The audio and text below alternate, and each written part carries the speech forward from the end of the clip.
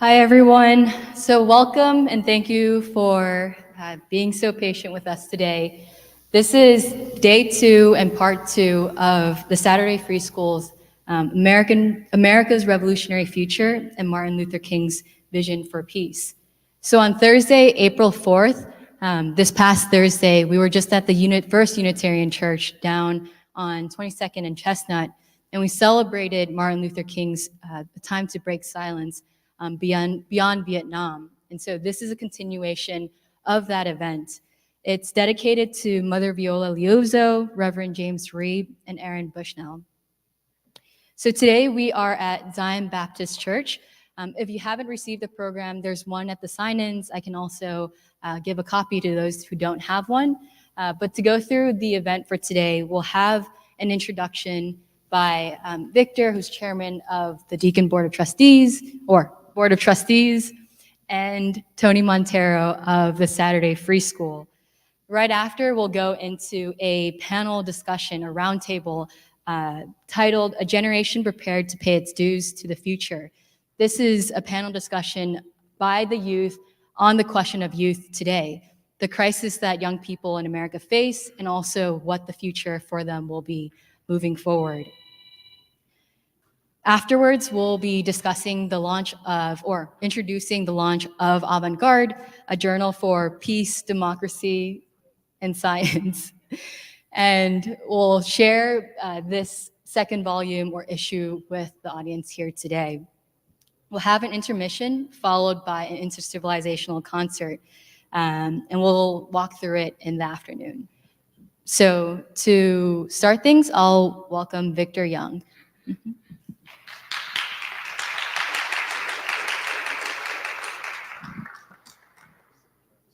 No, you can sit. Yeah.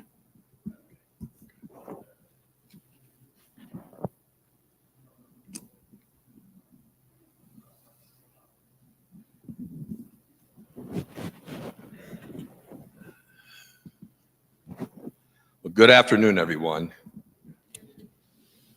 As Alice said, my name is Victor Young. I'm chairman of the Board of Trustees here at Zion Baptist Church. And it's my privilege and pleasure on behalf of our pastor, Gus Roman, the officers and members of Zion, to say welcome to you. Let me ask you, has anyone been here at Zion before? Well, to you, I say welcome back. And we certainly want to say welcome back to you too. Great, good to see you. We want to certainly say welcome back to a true son of Zion, Dr. Anthony Monteiro. It's good to see you back.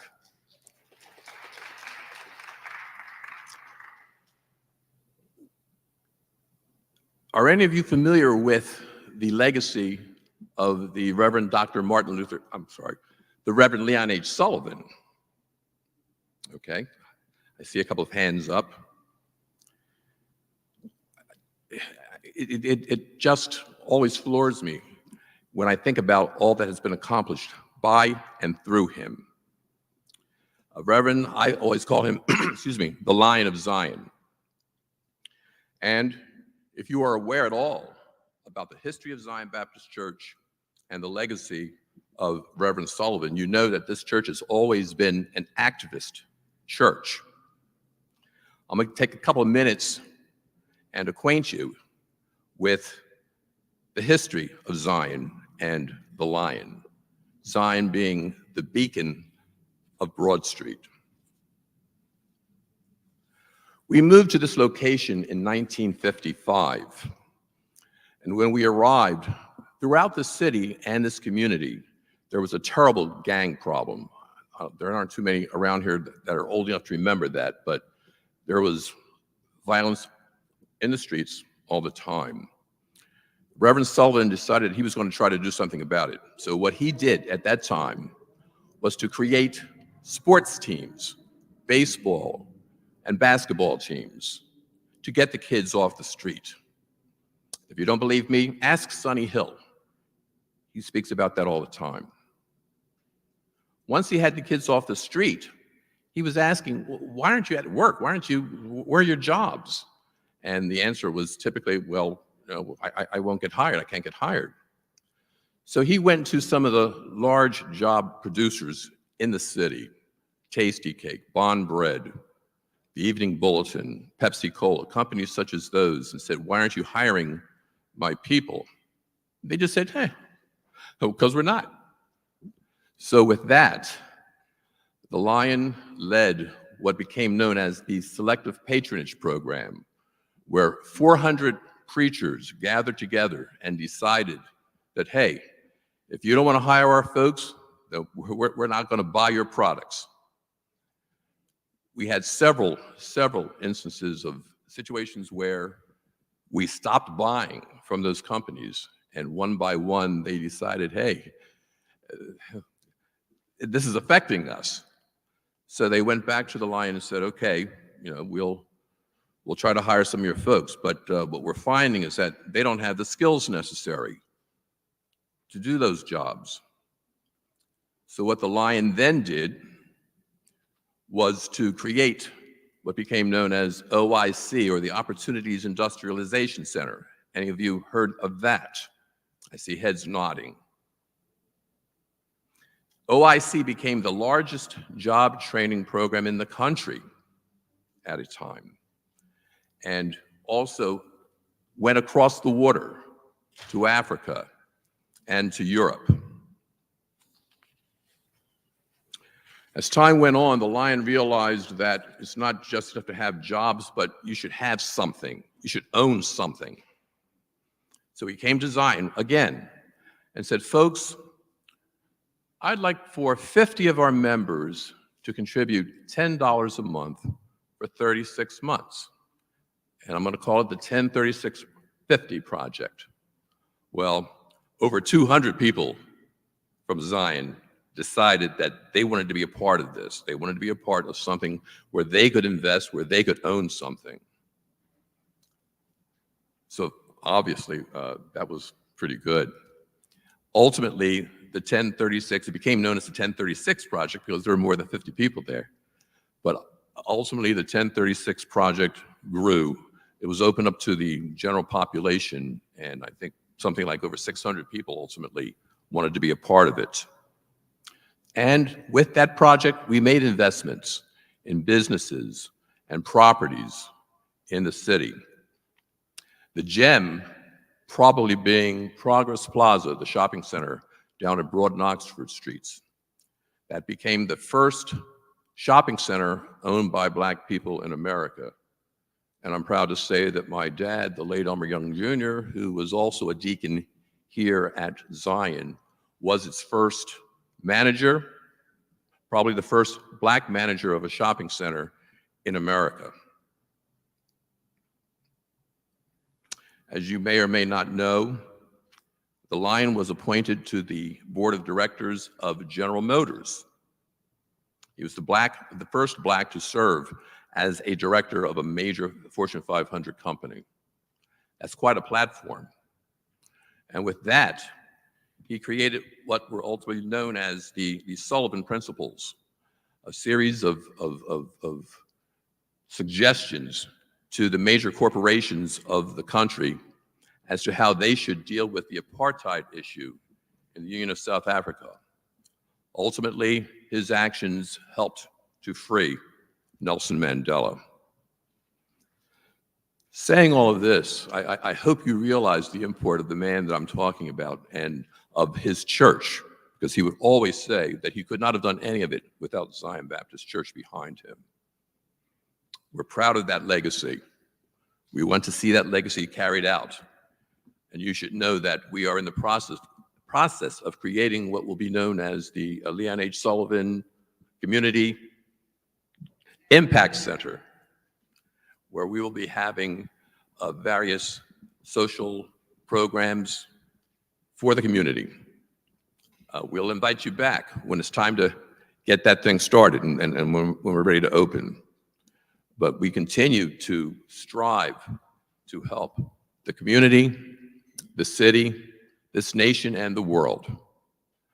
I hope that this little discussion will inspire you to perhaps take a look at what Leon Sullivan did and hope that you're inspired to become an activist, a good activist, a positive activist for the betterment of our communities and of the world. Welcome, folks. Glad to see you and hope to see you again. Thank you.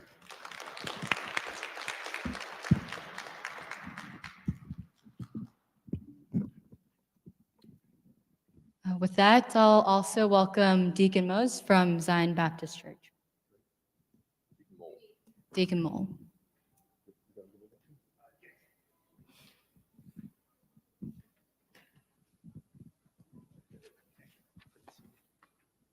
Thank you so much. Thank you. Good morning, all, or is it afternoon now? Good afternoon. My name is Fred Mole. I am the chairman of the Deacons Ministry here at Zion Baptist Church, and we welcome you. In the absence of our pastor, Gus Roman, who hasn't made it here yet, he is busy, but he is en route. We welcome you today. I heard the end of Victor Young's spiel, and his dad was a deacon here, and Vic's a trustee, and his words on activism and activists. God bless you. Whatever you do in your endeavors, do it well and do it hard. So, we welcome you to Zion Baptist Church. If you need anything from us, feel free to ask, to mill about. Myself, Brother Van Norton, we're at your disposal today. But as you go throughout your day, I hope everything that this program offers or entails that you get and you receive. So again, welcome to Zion Baptist Church. As you can see from the banners, we're a praying church, we're a friendly church, we're a God-centered, Christ-centered church. So feel free to come if you need anything, and feel welcomed. And we pray that the program goes as you see fit. So thank you, and you are most welcome. Again, Fred Mole, and I will be in and about the building throughout the day, and I'm here at your leisure. Thanks again.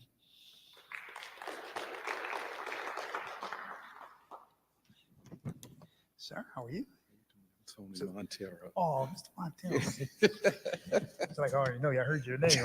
I'm sorry, folks.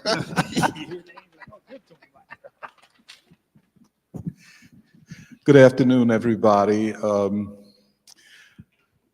I cannot tell you how moving it is to be here at the church that I grew up in, the church that I was baptized in, and the church that I returned to almost as a prodigal son. I left soon after I went to college, and I found my way to the world. I'm not talking about the world of crime or drugs or whatever, but the world of Africa and Asia, South America, the world of the anti-colonial struggle, the world of ideas. And though I went into the world, I took Zion with me, very much in the way Victor described this church, a church filled with love of young people, a love of young people that encouraged young people to go into the world. This was a church where if we didn't know verses from the Bible, we knew about discrimination and how to fight it. And I do recall the 400 ministers, Black ministers, who united and said to corporate America and corporate Philadelphia, if you don't hire Black people, we're not going to buy what you're trying to sell to us. This was the great break in the history of discrimination in Philadelphia. I would say that because of what this church and Reverend Sullivan did, the Black working class was stabilized. A Black middle class arose. People could buy homes, send their children to school and to college. So much that had been denied us grew out of the struggle led by Reverend Sullivan. I've told my story so often to the members of the free school. And in this church, I did everything in this church. Outside of my family and school, my life was in this church. If I have any moral values, it comes from here. And I was a member of the junior ushers. I was a member of the junior choir. Although this is not the same church that I grew up in, the original structure burnt down and this was built. And so dynamic is this congregation that they had a 20-year mortgage and we paid it off in 10 years. And that was Reverend Sullivan's inspiration. We own something. We don't have a mortgage or a bank looking over our shoulders. But the old church was very beautiful, and it reminds me somewhat of this. As an usher, as a junior usher, while there were prayers going on or other things, we would tell the people to wait, and then the pastor or whoever was officiating would say the doors are now open, and we would help people to find seats. It was really, we felt so proud of that responsibility that the church and the elders of the church allowed us to take on. And we felt the same way when we sang on the choir. We were not a mass choir or a gospel choir in that sense, but we sang the anthems of the Black church. And we knew those songs, and we sang Negro spirituals and that poetry of Black people inspired in us a humility and a sense that when we go out in the world, we have to be freedom fighters. I say all of this because we're here to celebrate or to continue the celebration of a great speech, a courageous speech given by Martin Luther King Jr. in 1967. A speech that is as relevant right now as it was then. For a time to break silence, why I opposed the war in Vietnam. I was one of those young men drafted twice to go to Vietnam, and I refused to go. I refused to go. The second time I was drafted, I faced prison time. But it was the speech of Martin Luther King and the example of Muhammad Ali that gave me courage to go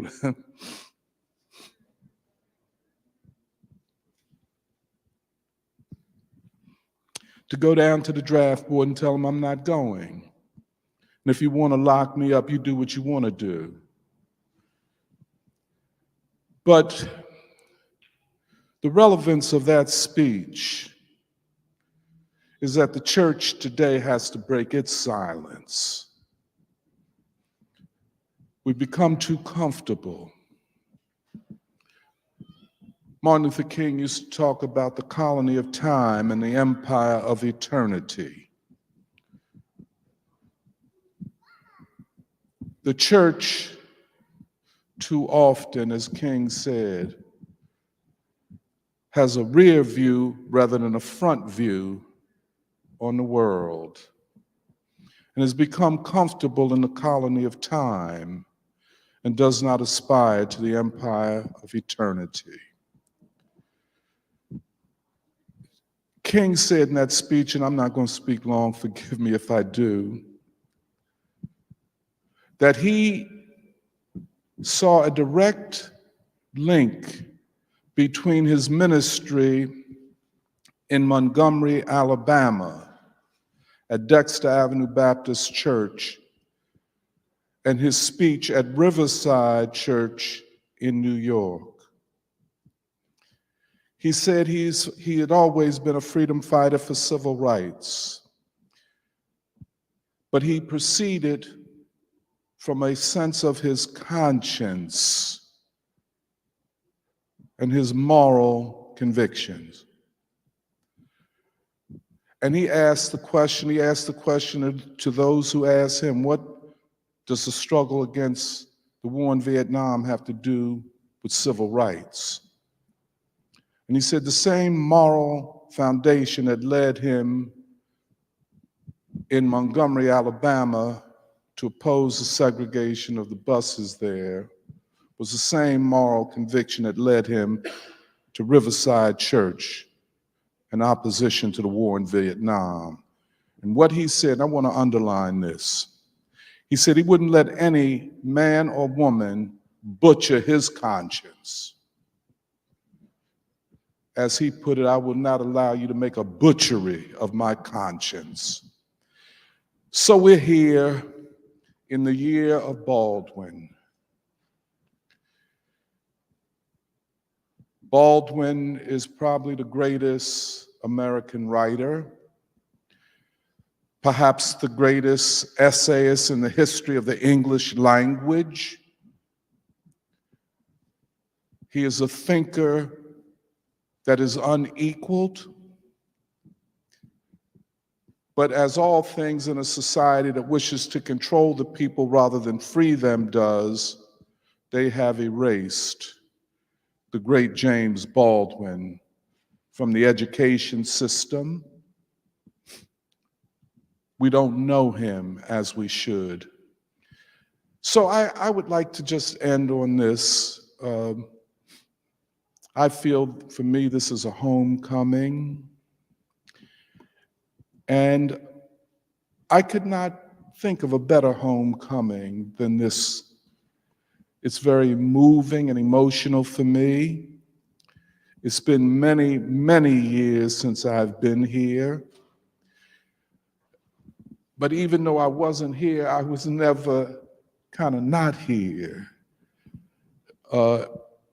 Some things in life so shape you that you can never escape them. This is a great church. This is a church that was always a beacon that would light the way for our people. And our people need the light of this church more than ever.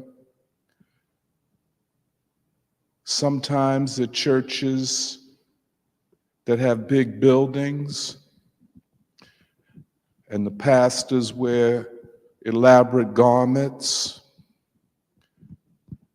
and the parishioners are well-dressed and well-fed. But if you look at churches today, the buildings and the beautiful garments have been a barrier to the people coming into the churches. Churches have more beautiful buildings than ever before, but fewer people in them. And one of the great problems that we face is how will we get the youth to come back to the church? Because if they're not here, where are they? if they're not doing what we did when we were coming up, you know, learning to be an usher, singing the hymns of the church, being baptized, the ritual of the church, where will they be? How will they learn the values of our people, the art of our people without the church? So it's good to be back. It's really good to be back. Can I just say one other thing? I just want to cite, I don't know how this will go down, but Martin Luther King was fond of citing St. Augustine. Back in his days, he was known as Augustine of Hippo. Hippo was a city in North Africa, the country of Libya. Augustine was the first African pope of the church. King always cited him saying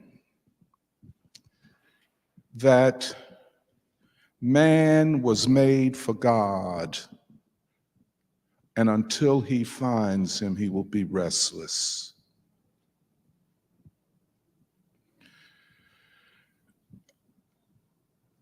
My friend asked me yesterday when I cited it to him, well, how does that impact you? I said, I'm not clear.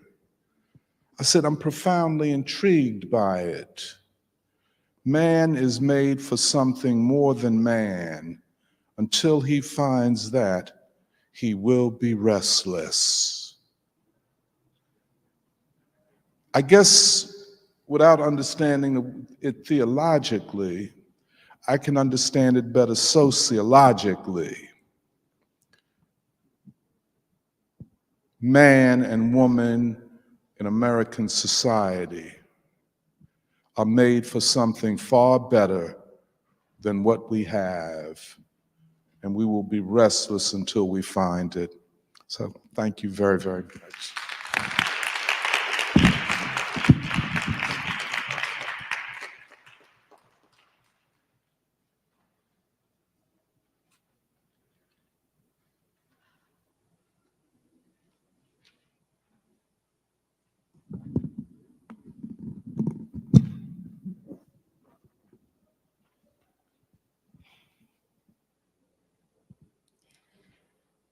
Thank you, Doc. Thank you, Tony.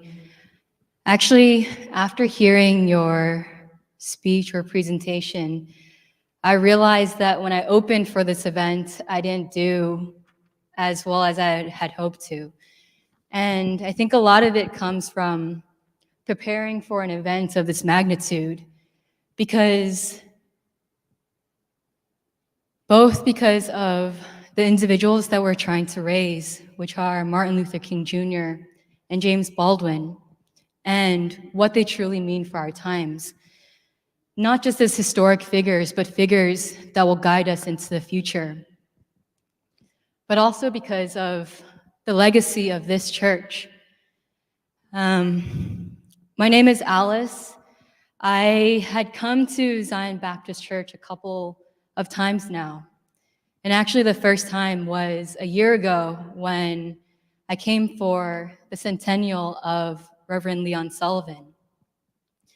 And his story and his legacy have stuck with me for my time in Philadelphia, because I didn't know much about Philadelphia. And it was really because of the free school that I had learned about why this city is so significant. A city that people see as dirty and poor and Black. But I came here and I was welcomed into a space where I didn't know if these people that were here knew me and what they would think about me. And that was the first time. The second time, and I'll try to be brief, but also give justice to this place and why we're having it here. The second time I came for service. And for service, I was feeling down. And so when I came in, I sat in the back. Watching, listening to the people that were here. And I wondered if this is the Black church that Baldwin writes about in his novels, in his essays. And I wondered if this is the Black church that Martin Luther King Jr. had come from. Because they had come from a people and they had come from a tradition, both of oppressed people and oppressed history, and fighting for their dignity and their freedom despite everything that was thrown at them. And it was Pastor Roman that was preaching, and there was a segment where he told everyone to stand up, and we were singing together. And someone walked up next to me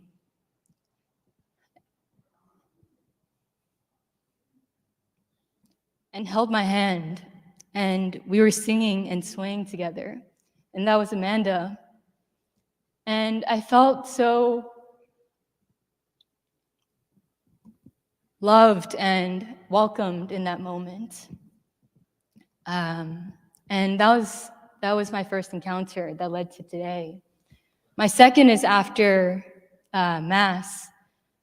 Another individual came up to me and she asked me, "Is this your first time here? How did you get here?" And we ended up talking.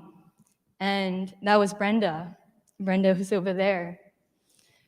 And we talked, and I said that I had learned about Leon Sullivan, and I come from the Saturday Free School of Philosophy and Black Liberation, and how the history of this church spoke deeply to me.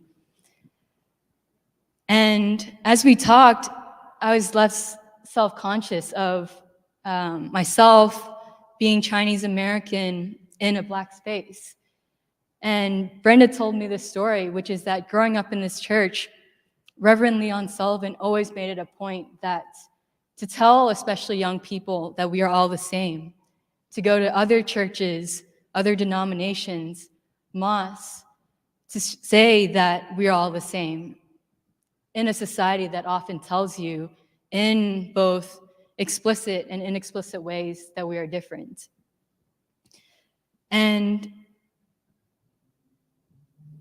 I wanted to share those stories because I think there's something extremely deep and a great potential of the people in this church, and also more broadly of African Americans in this country. When faced with so much, their response is not to hate, but actually to love, and to love other people. It's so easy in our times to hate and to fight back in ways that don't create a better society. Actually, it becomes a cycle. And that's the exact tradition and philosophy of King that I had seen, which is that he saw that in order to create a better future for our children, all of our children, that we needed to love. And that's the purpose of the panel that we'll have. And that's also the purpose of the performances.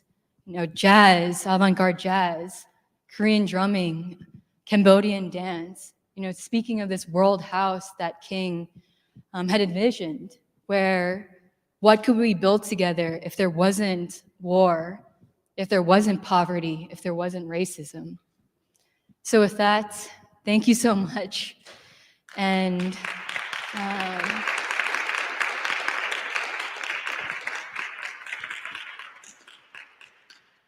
I welcome our panelists for our next section, A Generation Prepared to Pay Its Dues to the Future.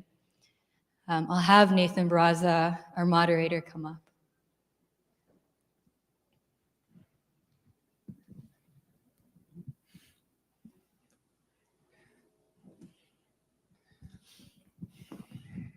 Yeah, I also just want to say that I appreciate being here.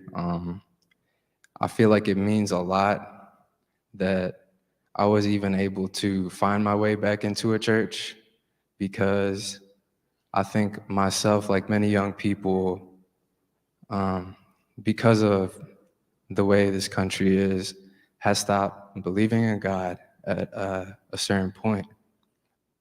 And it was through it was through King, honestly, that I did begin to believe in God again, because I was able to see a future for myself. And so I'd just like to say a couple words just to introduce the panel. What's that? Oh, video. Oh, yeah. Whoops. Yeah. So we're about to show a video made by our very own Emily Dong. Appreciate her for putting this together because it's very beautiful. And hopefully this too can get us spiritually prepared to speak on this.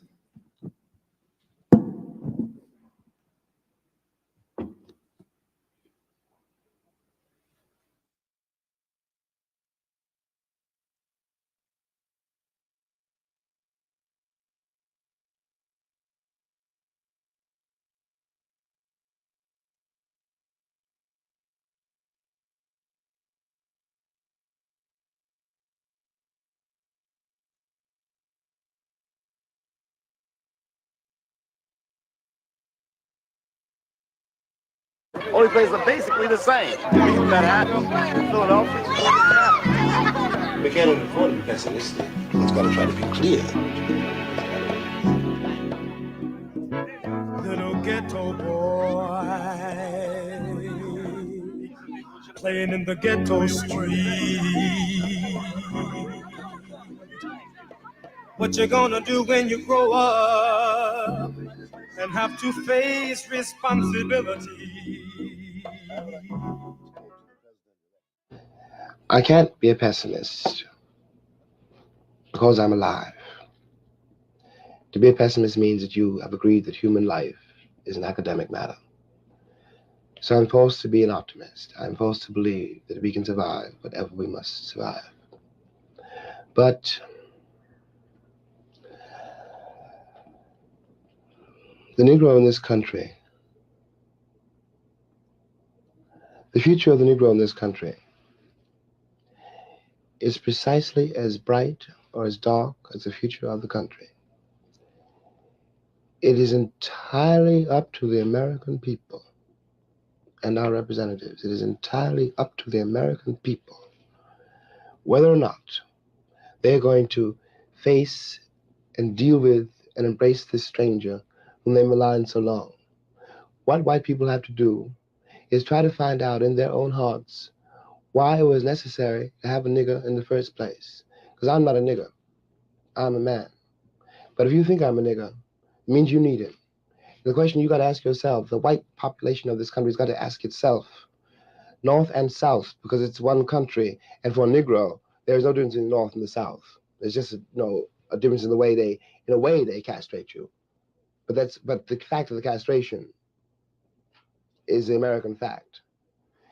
If I'm not the nigger here, and you invented him, you the white people invented him, then you got to find out why. Well, and the future of the country depends on that, whether or not it's able to ask that question. Look, the very first thing that a writer has to face is that he cannot be told what to write. Nobody asked me to be a writer in a way, they didn't know it in any case. In any case, I chose it. Since I'm a man, I'd assume I chose it. Perhaps, in fact. I could go, perhaps, in fact, I didn't choose it. You were chosen. But in any case, the one thing you have to do is try to tell the truth.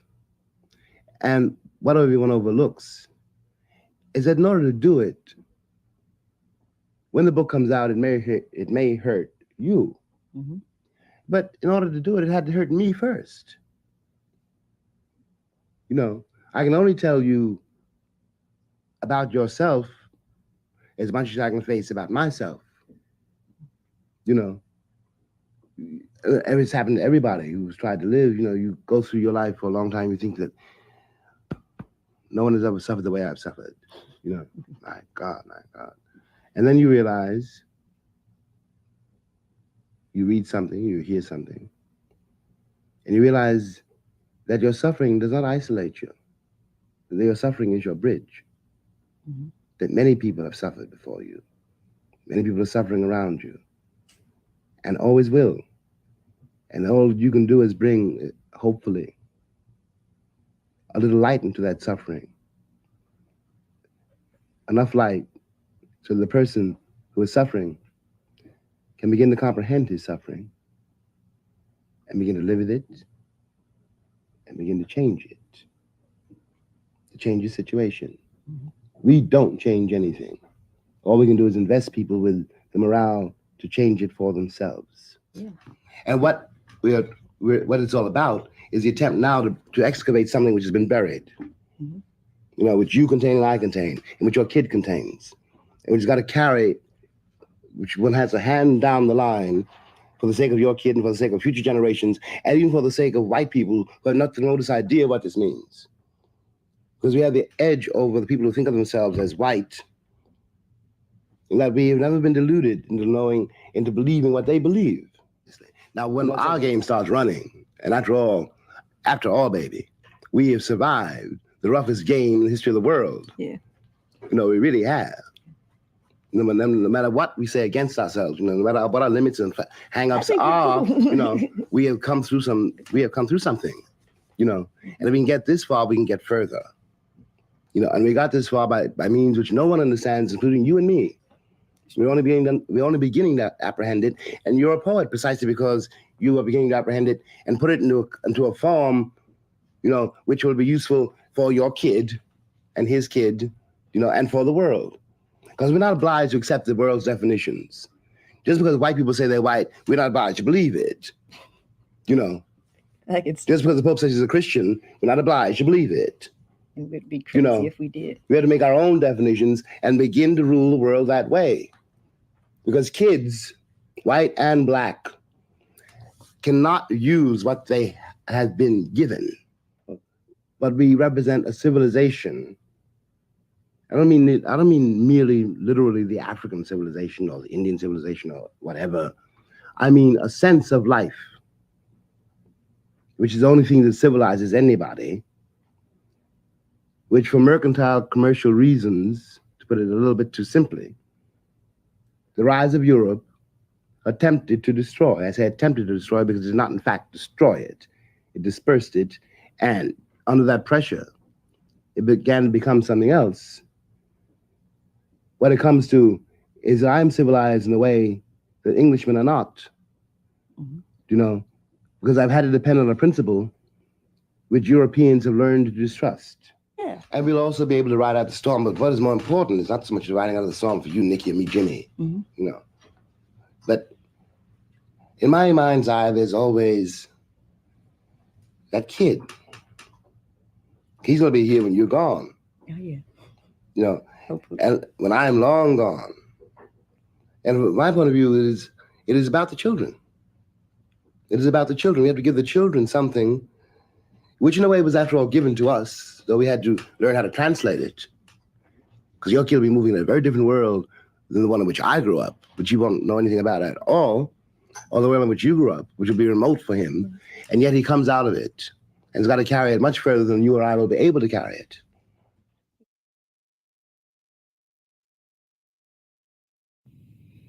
When those buses were burned in Alabama, since there was such a close kinship between us and the Freedom Riders, we understood exactly what they were doing. And it was our fight, every bit as much as theirs. It was as though we had been attacked.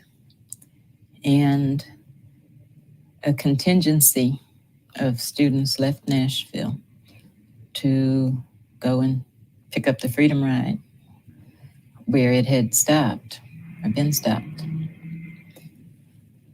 Now, that was really one of the times where I saw people face death because nobody went and joined the Freedom Ride without, or it would have been really unwise to have gone without realizing that they might not have come back.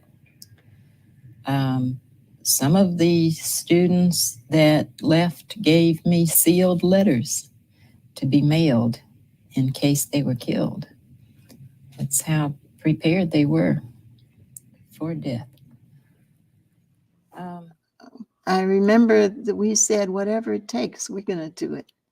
If the path towards eliminating segregation goes through the jailhouse, we'll do it.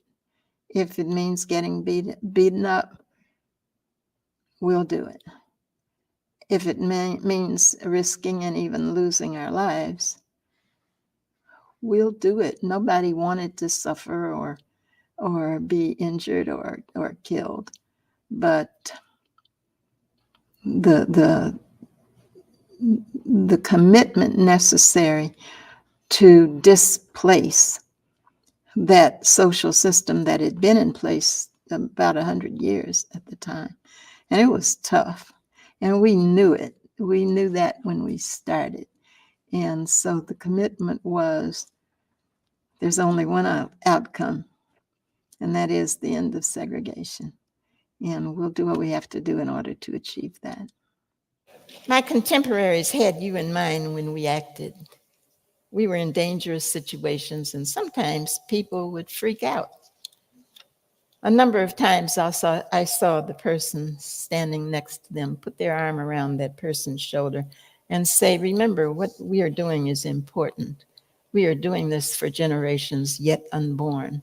So although we had not met you, you should know that we loved you. And we were trying our best to create a society, the best society we could for you to be born into and to come of age. I admired a lot of things about Martin Luther King.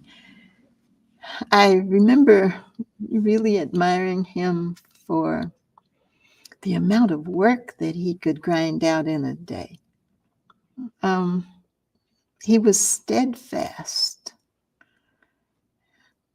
He didn't waver. He kept his hand on the freedom plow, to borrow a phrase from the gospel song. And he didn't want to die. I really relate to that. I didn't want to die either. But he did what was necessary to change things. I admire that deeply. Well, I don't know what will happen now. We've got some difficult days ahead. But it really doesn't matter with me now, because I've been to the mountaintop. I don't mind. Like anybody, I would like to live a long life. Longevity has its place. But I'm not concerned about that now. I just want to do God's will. And He's allowed me to go up to the mountain. And I've looked over and I've seen the promised land. I may not get there with you, but I want you to know tonight that we as a people will get to the promised land.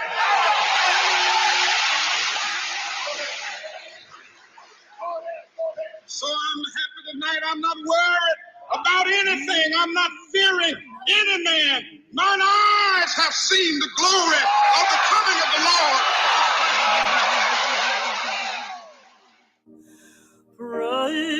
Precious Lord, and lead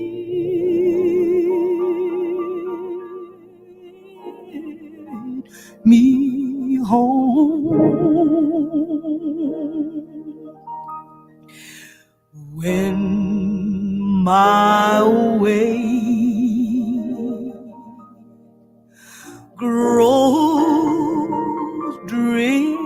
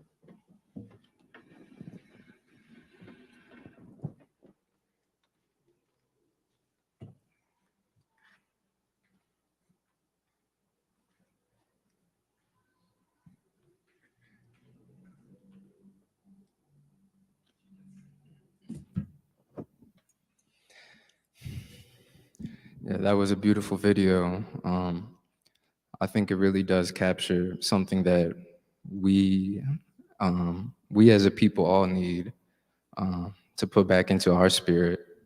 And if I could just say a little introduction into this panel.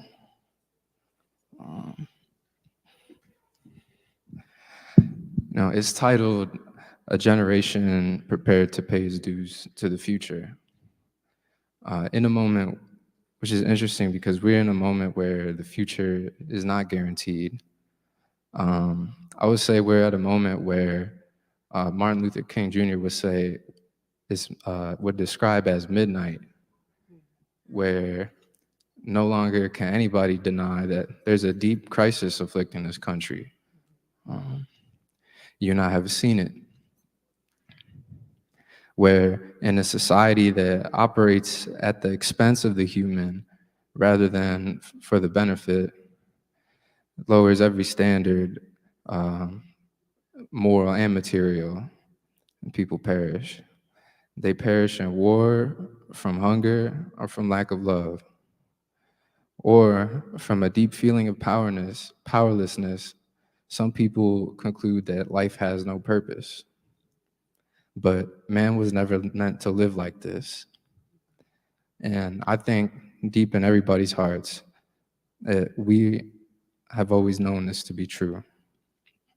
Now, for many reasons, which I hope that we can try to understand today, is it seems like this spirit is being drawn out again. This knowledge that life is meant for more. And whether it be from the genocide funded by the United States against Gaza, which is shocking the nation out of its complacency, or from the great strides towards freedom taking place across Asia and Africa, which inspires us all. I do, however, think that there might be something deeper that is compelling us, something that we don't fully understand yet, but do have a duty to understand. I think this might be a gift from Martin Luther King Jr. and the many nameless martyrs throughout our history. A gift that was given to every American that holds the best of America. A gift best translated to a language that we could understand by James Baldwin. A gift that we have to pass down to our children, or we as a civilization face death. Now, I think that on Thursday, we started to come to the conclusion that this gift was love. And love is a complicated thing because I think it colors our perception on just about everything and anything. Love colors what we understand about truth, what we understand about justice, about who is human and who gets to live and die, about peace, and about the capacity of every human being for change. Love led Martin Luther King Jr. to the struggle for civil rights and the expansion of American democracy. Love led King to the nonviolent struggle. Love led King to the poor people's campaigns. And love led King to speak out against his own government, against the Vietnam War, and towards the anti-war movement.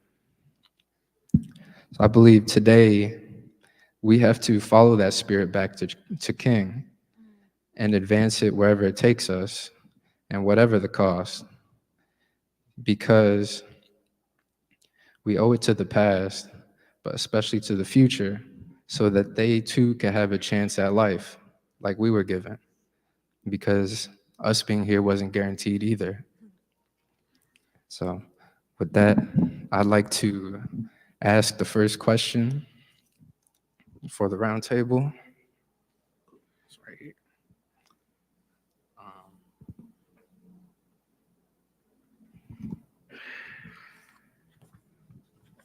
So I would say my first question being,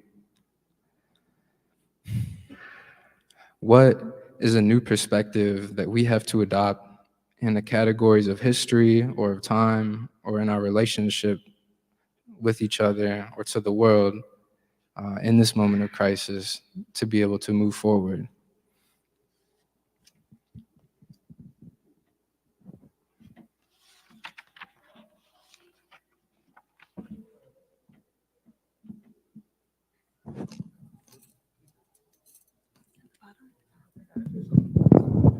Okay, you can hear me?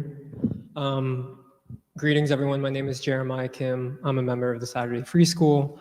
And like all of the participants in this roundtable, I'm very honored to be here and to hear the history of this church and of Reverend Leon Sullivan, and to feel in some way that we are trying to continue that legacy. And I think in some ways, yeah, Nathan talked about this, but kind of implicit in the framing of this roundtable, a generation prepared to pay its dues to the future, and whether we have a future. I think there is a question that I've been thinking about, like, yeah, like, do young people have a future in this country?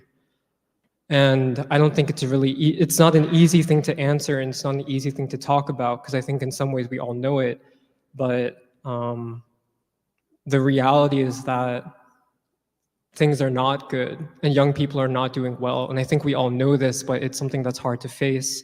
And I think at this point in American history, I don't know if this is too extreme to say, but I would say most young people in America right now are not sure if they want to live.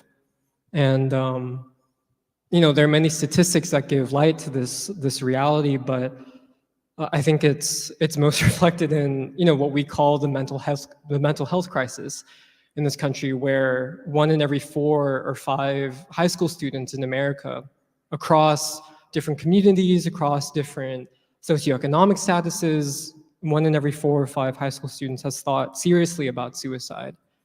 And I think this is something which, yeah, we call a mental health crisis, but as Nathan was saying, is more apt to call it a crisis of a civilization that has run out of energy to sustain itself. And young people everywhere in this country feel this instinctively, and they vocalize it or don't vocalize it in different ways, but one of the ways that it manifests is in what we call deaths of despair, whether that be suicide, gun violence, death by drug addiction, alcohol addiction, all those things which I think are kind of part of have become so normalized, I think, in American society, that we almost kind of forget that, like, that is the crisis that we're all living through, and we just kind of have to bear with it and deal with it because it's too hard to confront it every day head on. But I just want to start with that, because I think sometimes it's like, yeah, we kind of lose sight of the fact that actually, like, things are pretty bad. And to Nathan's question, I just want to start by saying, you know, I think it's, like, for me personally, but I think for all of us, there's a way in which us gathering here might seem a little bit unusual, where, you know, I'm a Korean American. I grew up in a Presbyterian church. I left the church because I couldn't understand, one, the hypocrisy that I saw surrounding me, but also the kind of black and white morality, I think, that was kind of presented to me didn't make sense. And interestingly, it was only through meeting the people who are part of this roundtable and part of the free school, and encountering this thing called the Black tradition, which nothing in my life had ever prepared me to encounter, that I personally started to feel like I had a purpose in life, whereas before I didn't. And one of the categories that I think helped me to have a sense of purpose in life was what W.E.B. Du Bois calls the immortal child, which is essentially a concept where Du Bois asks us to consider the child, and Baldwin also talks about this in the conversation he has with Nikki Giovanni in the documentary we just saw, but he asks us to consider the child, and not just an individual child, but this endless category of children around the world and all the children who are yet to be born. And he asks us to consider this immortal child as a symbol for the endless possibility of humankind. And this is something we've talked about recently in free school, but to me, I think that was the first time I encountered a concept of eternity that was not scary to me. It was actually something that was filled with a sense of actual like duty and responsibility, because growing up in the church, at least the church that I was raised in, I think the concept of eternity that was presented to me was basically heaven or hell, and more of a sense of fear of hell than really even wanting to embrace heaven.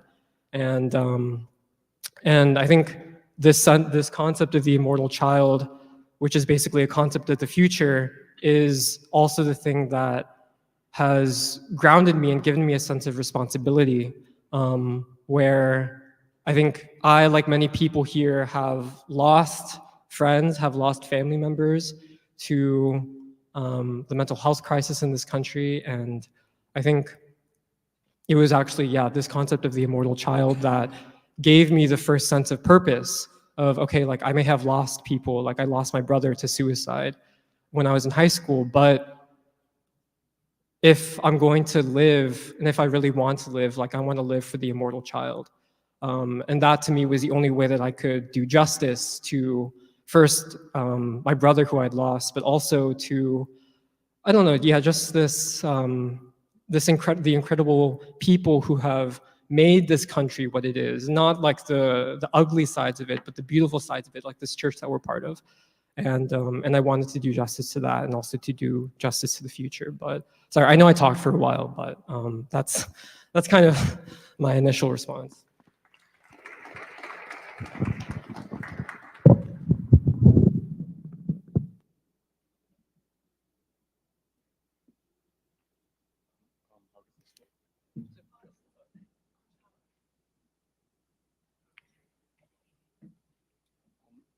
Hi, can you hear me? Hello. Okay.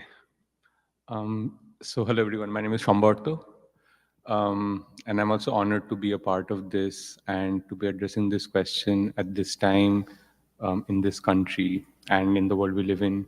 I think I want to begin by saying that I'm not an American. I'm from India, and I think like to be a part of a question such as what does it mean for a generation to be which is responsible to the future, I think it requires a lot of work which all of us put in every day of the year. And I think it has been it has taken a lot of work, I think, for everybody to come to terms with this question of who we are.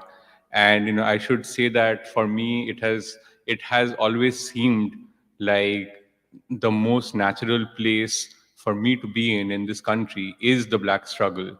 And I think for the longest time it has been the question of we talk about the relationship between King and Gandhi all the time, and how it was through Gandhi's method, it was through listening to Dr. Mordecai Johnson's lecture in the First Unitarian Church, and how King comes to Gandhi, and then of course King elevates Gandhi to a new stage where he takes Gandhi's method and applies it to the civil rights movement, but also to the peace movement.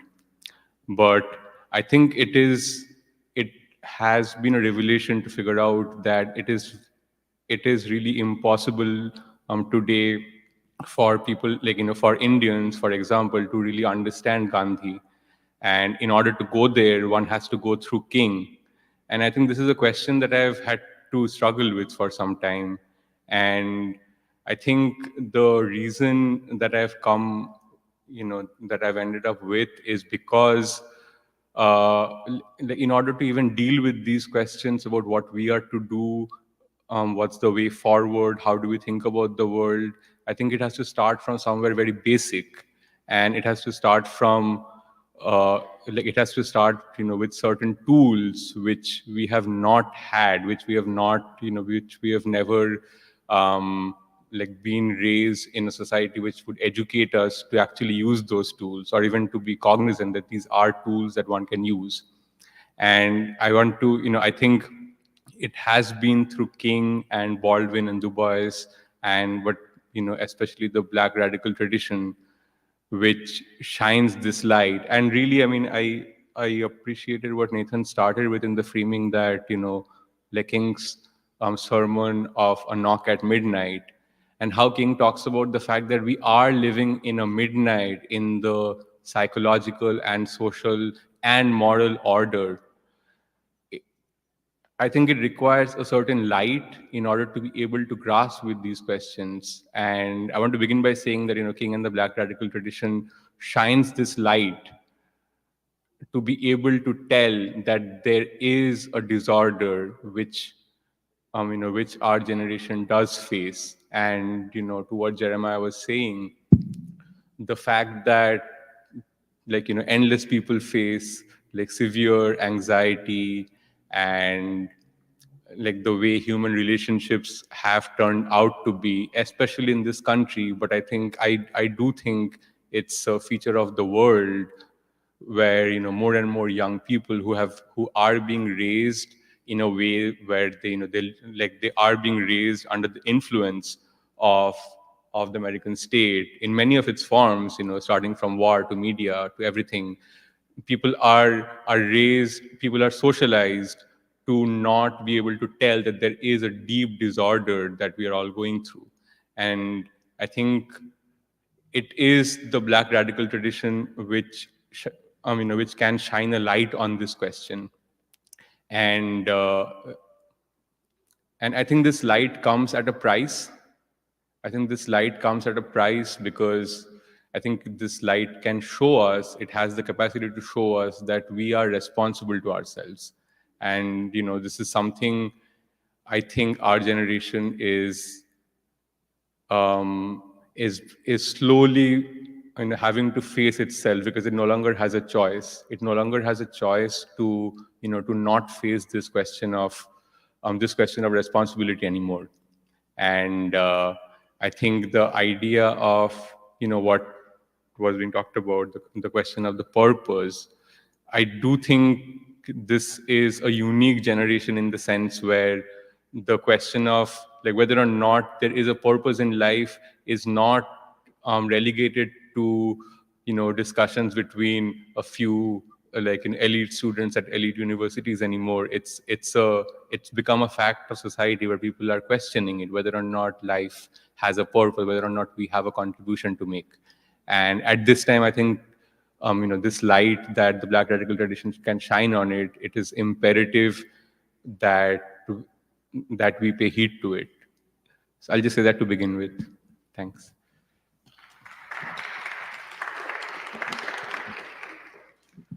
Greetings, everybody. My name is Brandon.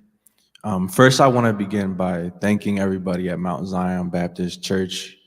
I came from South Philadelphia. I was picking my student up to attend this event, and there was a lot of things going on the way here. There was an accident and everything, and of course, this is North Broad Street, so it's a lot of things going on outside. But as soon as I walked in the front door, I felt a feeling of relief, and I don't know where that came from, but it must be the people here, and it must be the environment and all of the history and the love that went into building this great tradition. So with that being said, I'm very honored to be here. I want to begin by bringing up Martin Luther King when he gave his speech, The 3 Dimensions of a Complete Life. And in this speech, he talks about three key dimensions that everyone needs to have to live a full life. And in short, the first dimension is love of self, knowing that you are somebody, knowing that you have a gift that you can bring into this world, that you are someone of value. The second dimension is love for others, or love for humanity. And the third dimension is the reach for God. And I think we may interpret that in different ways, because there can be a debate about God and what that means or who he is, but I interpret that as reaching for the sky, that your potential is limitless and that your life is greater than your own. Like Diane Nash said in the video, that you are living for future generations if you are living a complete life. So that's what King says are the 3 dimensions. But I raised the question today that our students taught those 3 dimensions. Are our young people taught those 3 dimensions? First, to love yourself. Second, to love others. And 3, that their potential is limitless, that they can reach for the sky. And whenever I ask audiences that, or when I ask my students, their answer is always no.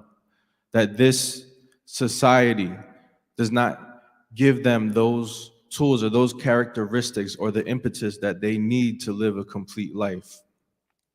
So if those are the 3 dimensions of a complete life, and if our young people are not taught any of those dimensions, then the opposite of life is death. And being in schools, working with students, that is what I see oftentimes. That is what I see. So I think to answer Nathan's question, first we have to ask ourselves, how did we get here? How did things become this way? And second, there has to be a break with our negative self-conception. Because James Baldwin said, and I'm glad we played the Nikki Giovanni conversation, because in the beginning of that discussion, what he says is, what the world does to you, if it does it to you long enough and effectively enough, you will begin to do it to yourself. You become an accomplice of your own enemies. And that is what we see happening in our society today. However, on the other hand, and I think Baldwin would say this as well, is that we have a great advantage. And it is that we've had people who have struggled before us. Like everyone on this panel has mentioned so far, the Black Freedom Movement, King, Baldwin, Diane, Nash. So it's not like we're starting from scratch.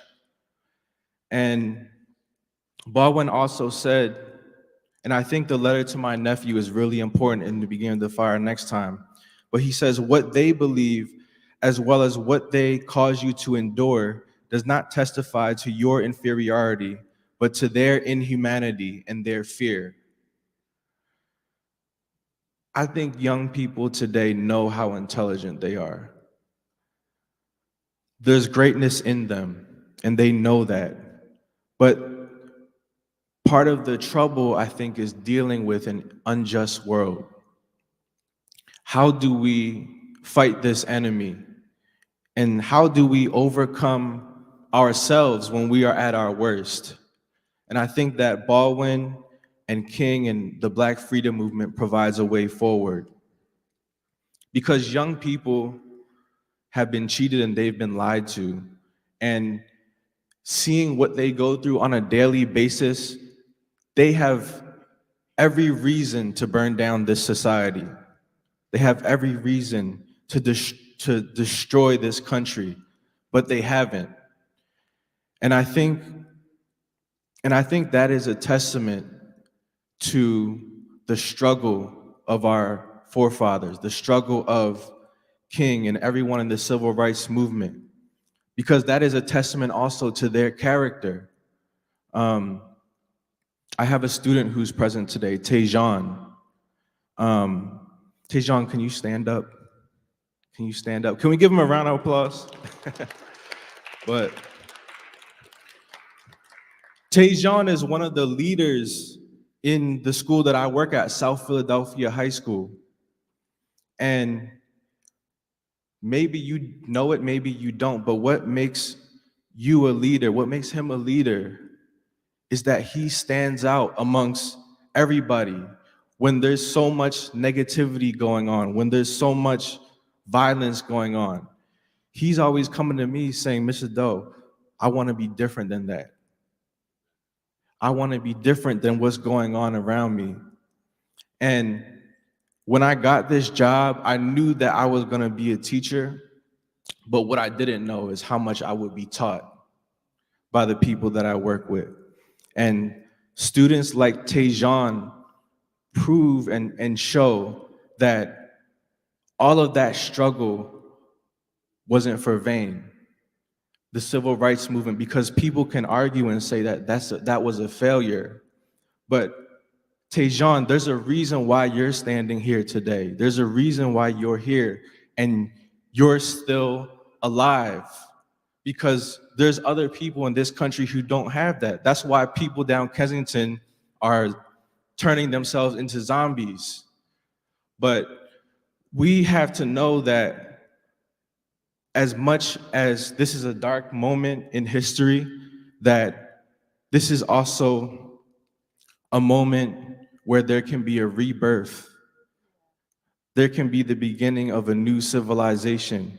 And we start building on those characteristics by studying our history and the people who have struggled before us.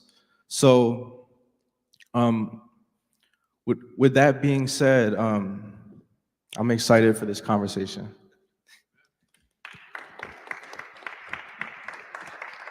Hi, I'm Serafina, also a member of the Saturday Free School.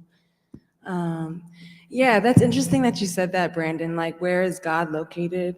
And you said it's in the sky.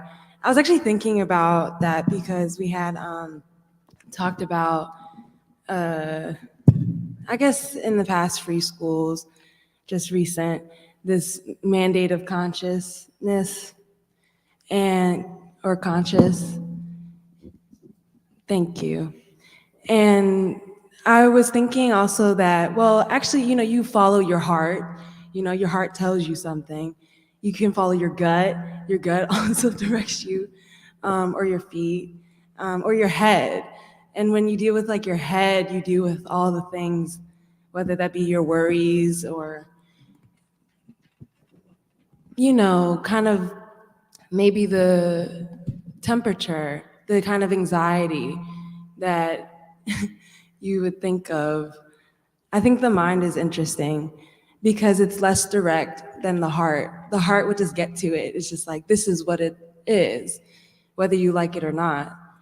And, what you said about how God is in the sky, well, where would God then be located if it's in the sky? And in our first day, we discussed that, whether that be love or God, it's located in the music. And what's so interesting about music is that it reminds me of a certain question of, well, how do you pray? How do you worship? And I think the thing with music that is so important is that it gets you, or it gets in you, it's inside of you. And it either repeats, or it sticks with you, or it comes back when you need it, like when you're in a moment. And what that also means is that either you relate to it, you know what I mean, or it is trying to tell you something that you either need to know or don't fully understand yet. And I think we're dealing with a particular situation. I think that the second thing that you mentioned, Brandon, that I thought was important was this also, where are we today? What we are talking about is a crisis of imperialism. This country is a warmongering country. It is a racist country. And what that means is that it will use things like music against the people. It will use the things like education against the people. It will use the things like art against the people. And the thing about an artist is the fact that you have to deal with what is paralyzing everybody else. And in order really for all of us to be human, in order for us to really even be able to love each other, you have to be honest with how you can love each other. And what's interesting is that we're now talking about who we are as a people, who we are. And I think it is true that every single one of us at this table, every single one of us that are in these pews, these old pews, and this church, also is in a particular time and place. We are all here for a particular reason. And for me, I can only relate to that feeling or that truth is the fact that, well, I'm from Philadelphia, but maybe to other people looking at me, it would be like, is she from California? Is she from Bolivia? Is she from Africa? Like, where is she from? And I think that dealing with that alone, or really what I'm pointing out to is a certain question of the individual, or the responsibility of dealing with yourself. Maybe it's prescribed as loneliness, and maybe you deal with it as loneliness because it makes you sad. But I think there is something that called me also to be here at this table. I didn't realize that I would be blessed with this, but because I am, I have to be able to give it. And I think that is a hard bag to deal with, meaning that there's something very difficult that one would have to manage that allows you to overcome fear. And James Baldwin in that video, or Diane Nash in our video, kind of explained what, Brandon, you were also then ending at. Rebirth, or the fact that there is a certain cycle of life. And I have also the same feeling that I was born into a certain situation, the same kind of way that Diane Nash was born into her situation. Because I was looking at her face in the video, and I was looking at her and I was like, how did you know what to do? How did you know that your life would even lead to you talking about what you had done to all of us, to tell us what we have now to bear? And it's not really a matter of what you know, in the sense of we all don't know what's going on unless somebody has the graciousness to tell you or lead you to be able to teach. But I guess it's also, and maybe her situation was different, but I guess it's also that you're responsible to this certain time. And what I'm trying to explain is how I also got here, because I think that it was obvious to come to the Saturday Free School because it was in 2019 or 27, whatever year that we did the first God's Revolutionary Voice celebration of James Baldwin. And I was also 17 years old. It seemed obvious, but it's not so obvious to others. It might seem obvious to be popular. It might seem obvious to be relevant, meaning relatable. But to me, what was obvious is that before all of that, there's something that you have to learn, something that you do have to pay to be able to use what you know. Because I think I am born into a situation where my people, Black people, America knows China, knows Africa, knows India in such a specific way, whether it's in our consciousness or whether it is in our knowledge. We know that we're in the world. We know that King lived. We know that King died for us. And that gives us all a certain kind of culture What really is the certain culture that we have, if not for the Indian freedom struggle, for the Chinese revolutions, for any of it, for our revolutions? And yeah, I just think that the question is interesting. You were saying that what may be a new perspective. We do have a perspective, actually. That's number one. The ruling elite, the ruling class is telling us what our perspective should be, telling us who we should be. Like you had also mentioned, Brandon. Like, I don't want to be white, and I'm not. What that also means is that I can develop philosophically, ideologically, artistically, scientifically. I can develop a new world. That's what's in my hands. And I'll start there.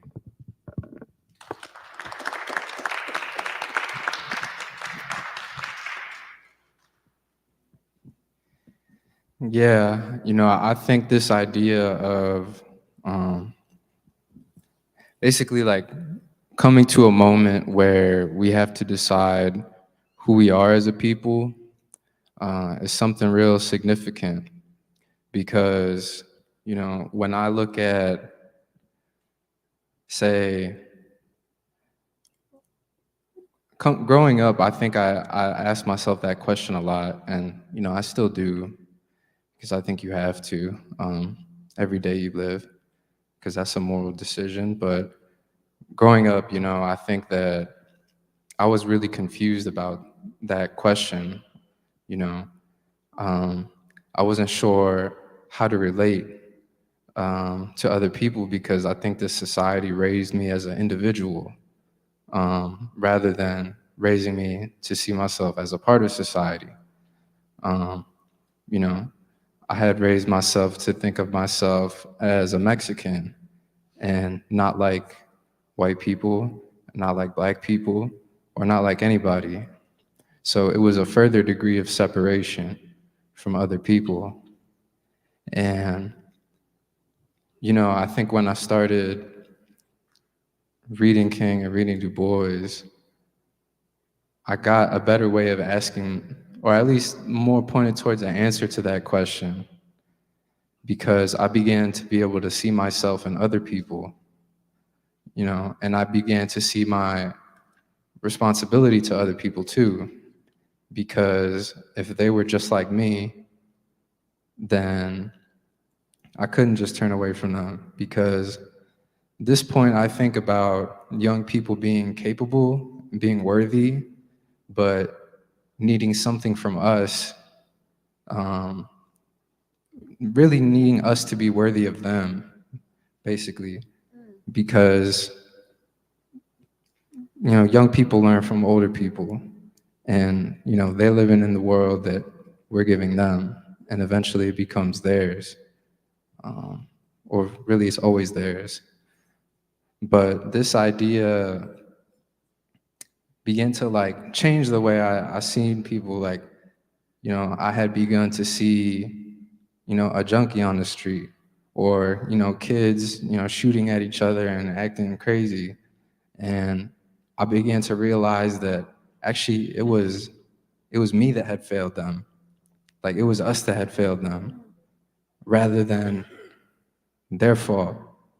Though everybody has a responsibility, but that's what we taught them. And I think that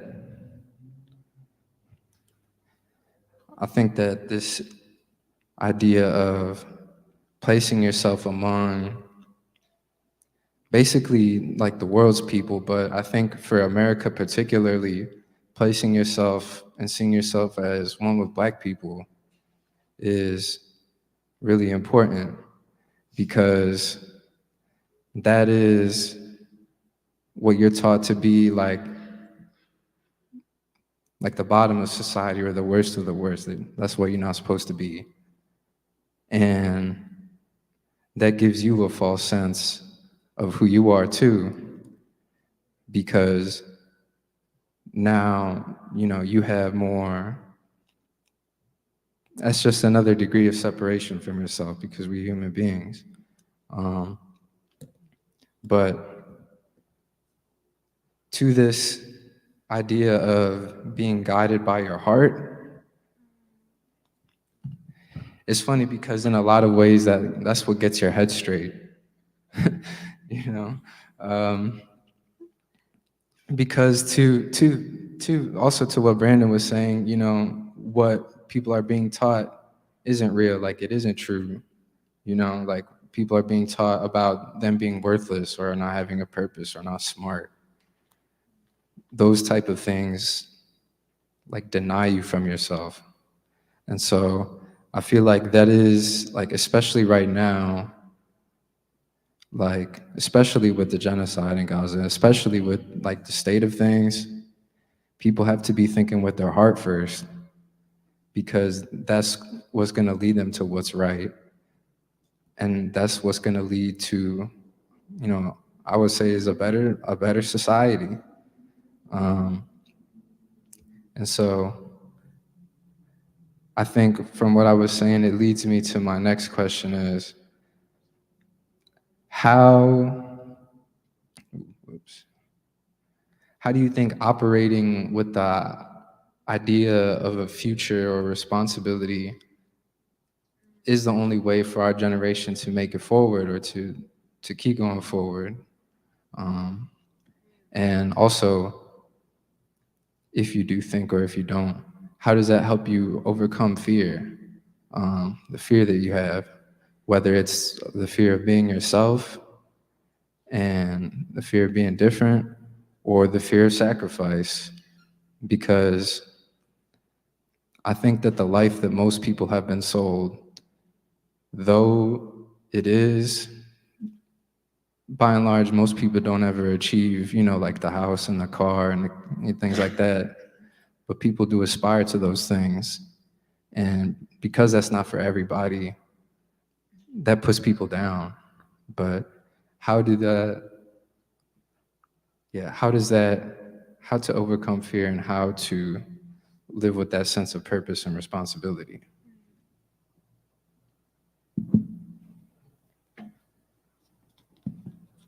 I can go.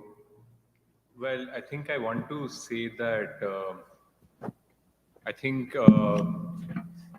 it's through Baldwin that, you know, which forced me to recognize that freedom is a private thing and it does not lie outside. And I think this is something to the other one. Yeah, sorry, don't know what's going on. Yeah, well, I wanted to say that this idea of the responsibility for the future, you know, to just start with what you were ending on, Nathan, like how does how exactly do you think once you how does this change you when, you know, King and Baldwin, when they start living in your head?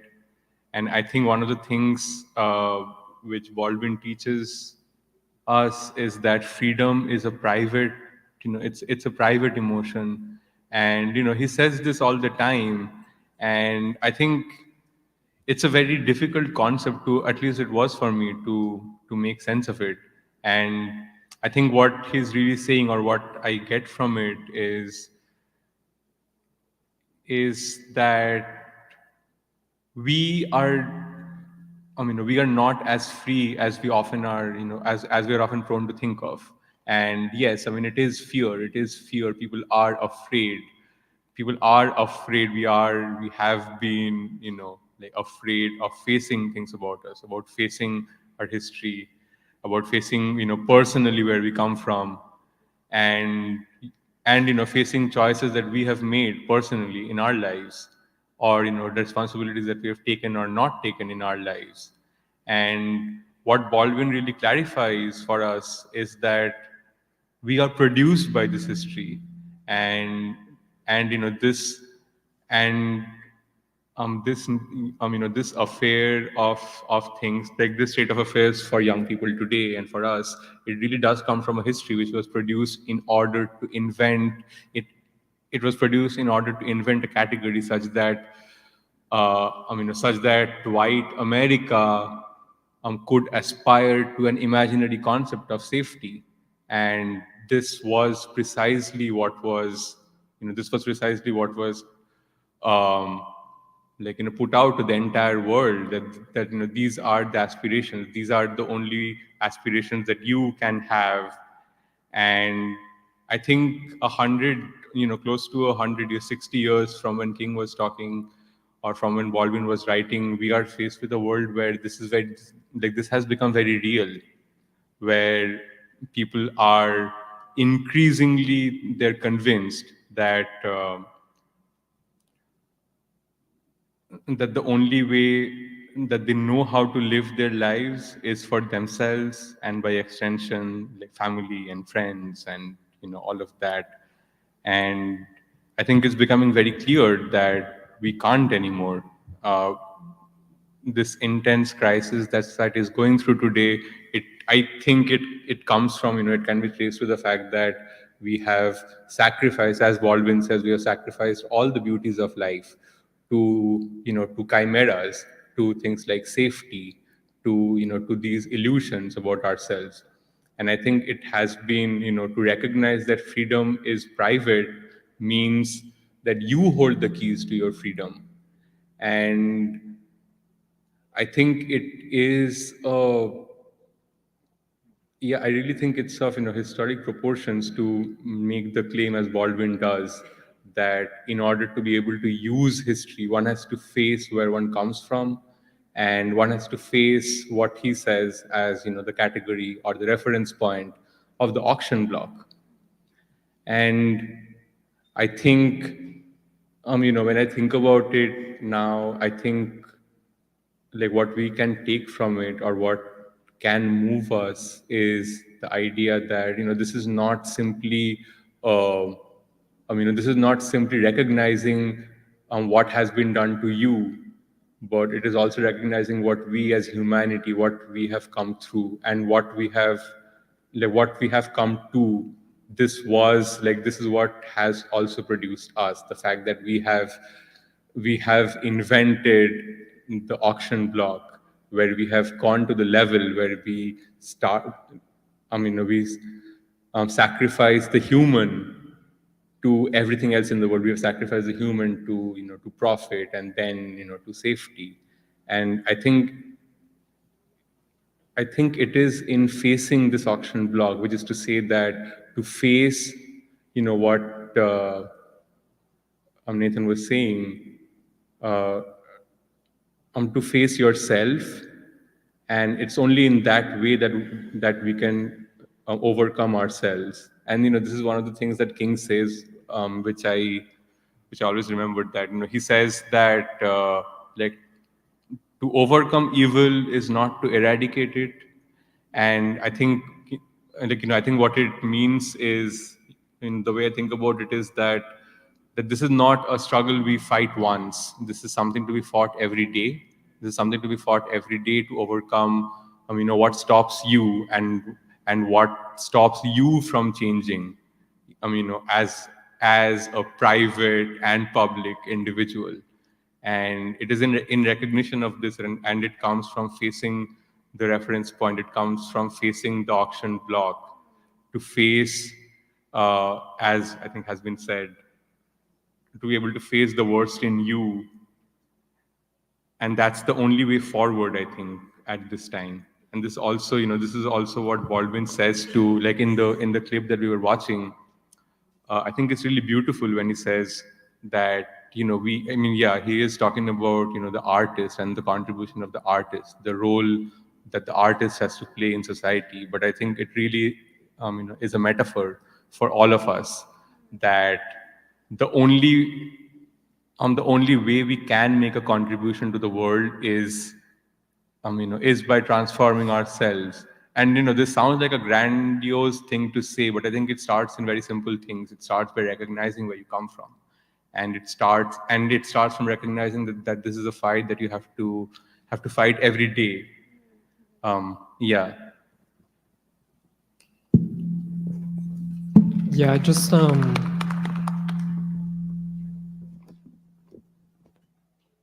Well, yeah, I just wanted to build on what Sambarta was saying, where part of the reason why I think, if I'm picking up also on what you're saying about this thing about privacy, is I don't think there had ever been a revolutionary movement in the history of world humanity that dealt so much with the interior lives of people as the civil rights movement. And this is something that Baldwin observes when he's writing this essay about Martin Luther King and meeting King for the first time, where he says that King was able to take the struggle of basically America into the domain of the human heart in a way that no other leader in American history had ever done. But also, I think this is something unique that had happened in basically human history. And I think that that is also an important framing for why, why would Baldwin talk about freedom, not even as a social thing, but as a private phenomenon. And I also wanted to respond to what Serafina was saying about music, because it made me think about, I feel like this is like a song that like everyone knows, but I feel like when you first, like, I don't know, like for someone who didn't grow up, I feel like really exposed to, I guess what you call like Black culture. Like I didn't grow up with like R&B music, right? And it was like in college when I first started to hear some of the music that was produced by Philly, by Detroit, by all these cities. And I think it was in college when I first heard Sam Cooke's "A Change Is Gonna Come."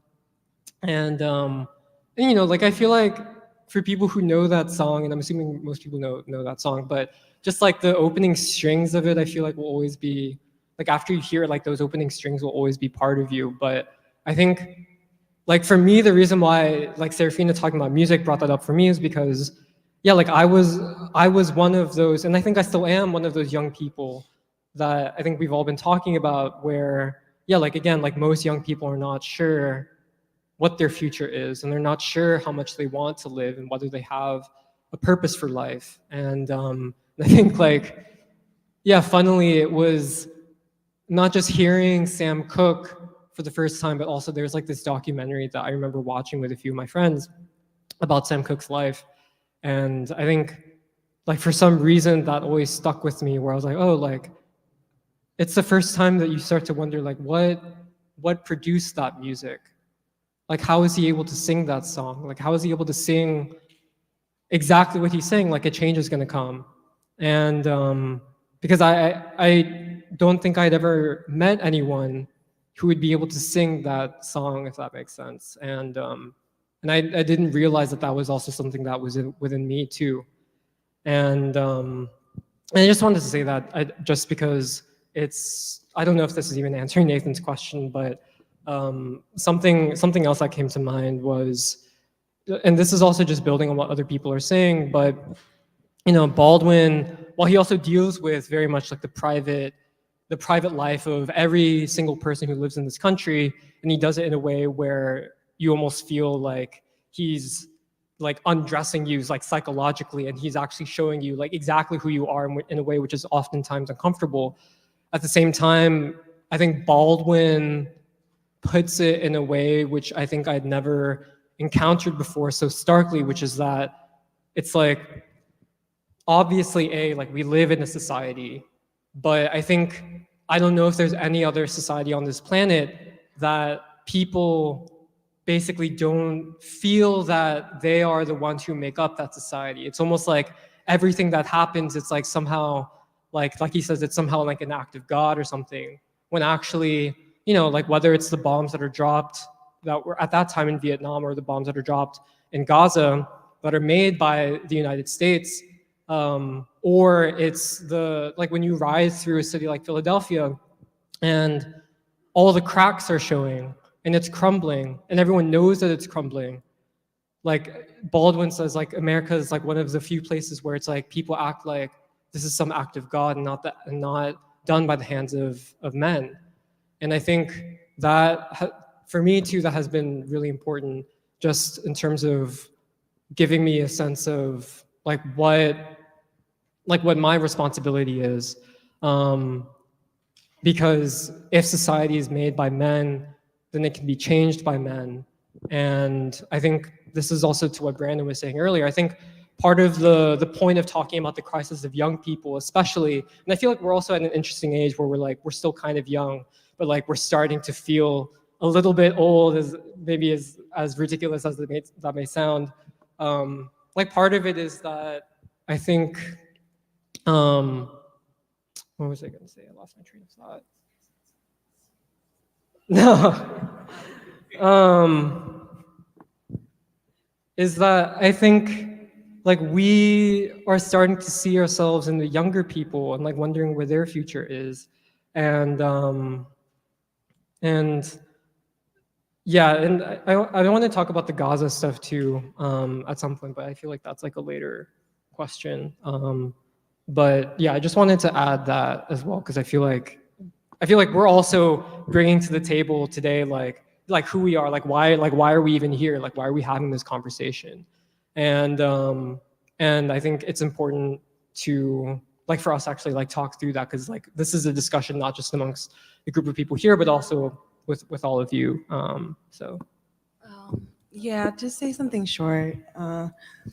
The same thing of what I meant when I was like, well, I'm not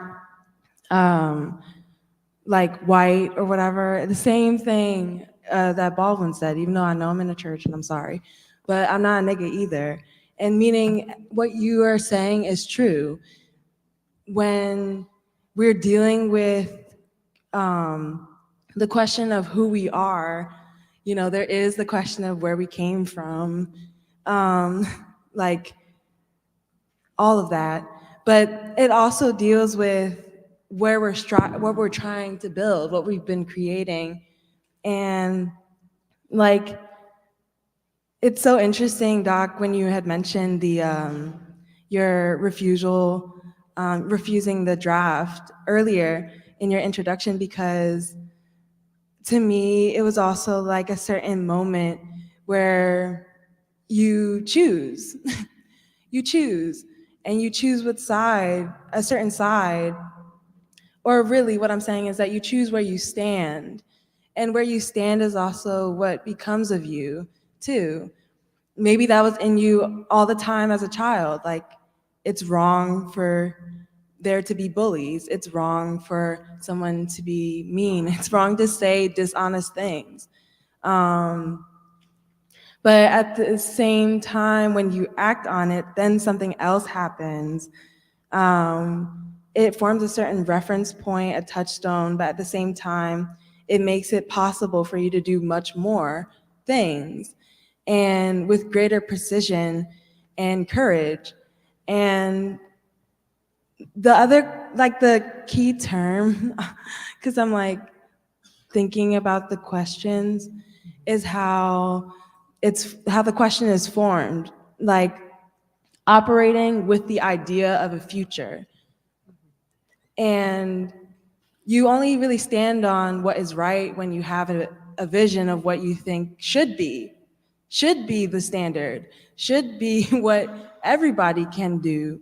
And the reason why I really thought about that decision, actually, because it reminded me of another member of the Saturday Free School who had recently passed away, Munchie. And I remember the way that he would talk about, or like he would feel in comradeship, in companionship with Doc, while Doc would, because I remember free schools when he would mention that he had not, or he had refused the draft, and Munchie would say like, yes, I know a man who refused the draft, who did not go. And there's something that passed, which is the acknowledgement of a moral standard. And what that means is that there's a certain, we say, like, you can say it's like a framework of mind, or you can say it's a certain attitude. But like this whole thing about like, just because you're quote unquote ghetto and you talk a certain way, that doesn't mean that you, like what that means is that you don't know where that whole ghetto came from, actually, because the ghetto was put on you, and instead of, and in the process of being ghettoized, the wrong thing becomes embraced. the wrong moral standard becomes embraced, which is an acceptance of a lie, that you're not human, that you can treat women in any which way, that you, and the problem that I'm kind of getting to is really what I'm reminded of when you say future, which is motherhood, number one. And I only think about that is because of a lot of things, personal and political, private and public. Because in the same way that I know that Gazan children are starving, like in the sense of the fact that you can understand a child, like I'm not trying to guilt trip here is what I'm saying, but I'm trying to get to a point of understanding. You also know that, or you can also feel that there's something in a certain, like we're saying, a certain role, a certain appeasement, either with evil or with good. And I think what I'm getting at is that kind of something simple. You are, like there's a question of how you frame it. You have to affirm it, meaning you are something.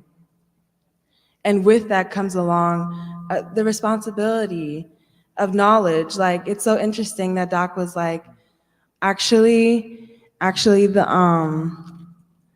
Augustine was from Hippo of Libya. There's a history there. There's a civilization there. There's a wealth, or like a kind of open spring wherein you can study, or where there's time for study. And instead of replacing study for whether that be drinking or partying or things like that, there is also something to do. And that doesn't mean, see, the thing that becomes an issue is to conflate what is not true with your personality, because I think that we have taken on a lot. We have taken on a lot that also really isn't natural, really isn't natural. We have made sense of things that don't make sense, whether that be, in our case, who have studied in universities postmodernism, or whether that be in our case, music that really isn't good, but we kind of want to justify that is our inheritance. But what's so funny in our conversation sometimes amongst us is like, why do we like the R&B? Like, why do we like why do we like Earth, Wind, and Fire? Why do we like Marvin Gaye? And Doc is like, well, your ideological position is, or like your ideological framework is, has a certain resonance or has a certain echo. And it means that there's something that happened to your personality that accepts something about the music, whether that be, and the thing is why do I have to go through so much to know what good music is? Like, this is the thing. And the connection, what I'm trying to explain is that there has been a break between what was being able to be produced because of the Black freedom movement and also our time. And so I have to talk in all this explanation because it's been, for all of us, we had to think through it to come to our conclusions that yes, actually King was right. And I don't have to feel bad about that. So in the case of like a future, or if we already even have one, I do believe in the music. Like, I do believe in love. Sorry, I just remember what I was going to say, which is like also to what you're saying, the point of talking about the crisis of young people today is that the solution is not to like coddle people, especially not to coddle the younger generation. And I think I'm just rephrasing what others have said, but like we are trying to say to each and every person, but especially the young people, that you are a worthwhile human being. And that whether you and I like it or not, it is we who are essentially responsible for the future of this society, responsible for the future of this country. And this is something that Baldwin says, but there's no one else who can decide that. You and I have to. And I wanted to also, like, the thing that also came to mind for me was, like I was talking about this concept of eternity earlier, which is also to Nathan's question about the future, where because I grew up very Christian, I think this is more in the environment that I was raised in. There's often this kind of mentality of like, oh, I'm just waiting for heaven, basically. Like, I'm just waiting to, like, I just want to be righteous and I don't really want to care about what's happening in the world because my place is up in heaven. And I feel like I heard that a lot growing up. And I think looking back, it strikes me that that is such a nihilistic sentiment. And I think part of why I say this is because we're in a church, and even though I don't go to church anymore, I feel very passionately about the church. And I think, as Doc was saying, the church in America today is collapsing. The young people are not there.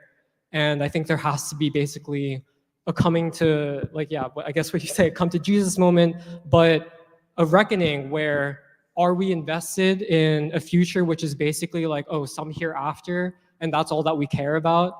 And, that can also manifest both for the righteous and the unrighteous in different ways. But we have to juxtapose that with basically like what we've been saying, where either you're invested in a future which is not really connected to anything that you're doing right now, and that's still, you're just about living in the present, or are you invested in basically a future for mankind? And I think that was the one thing I wanted to say. But I was thinking about like those two different concepts of the future and of eternity, also like based off of my upbringing.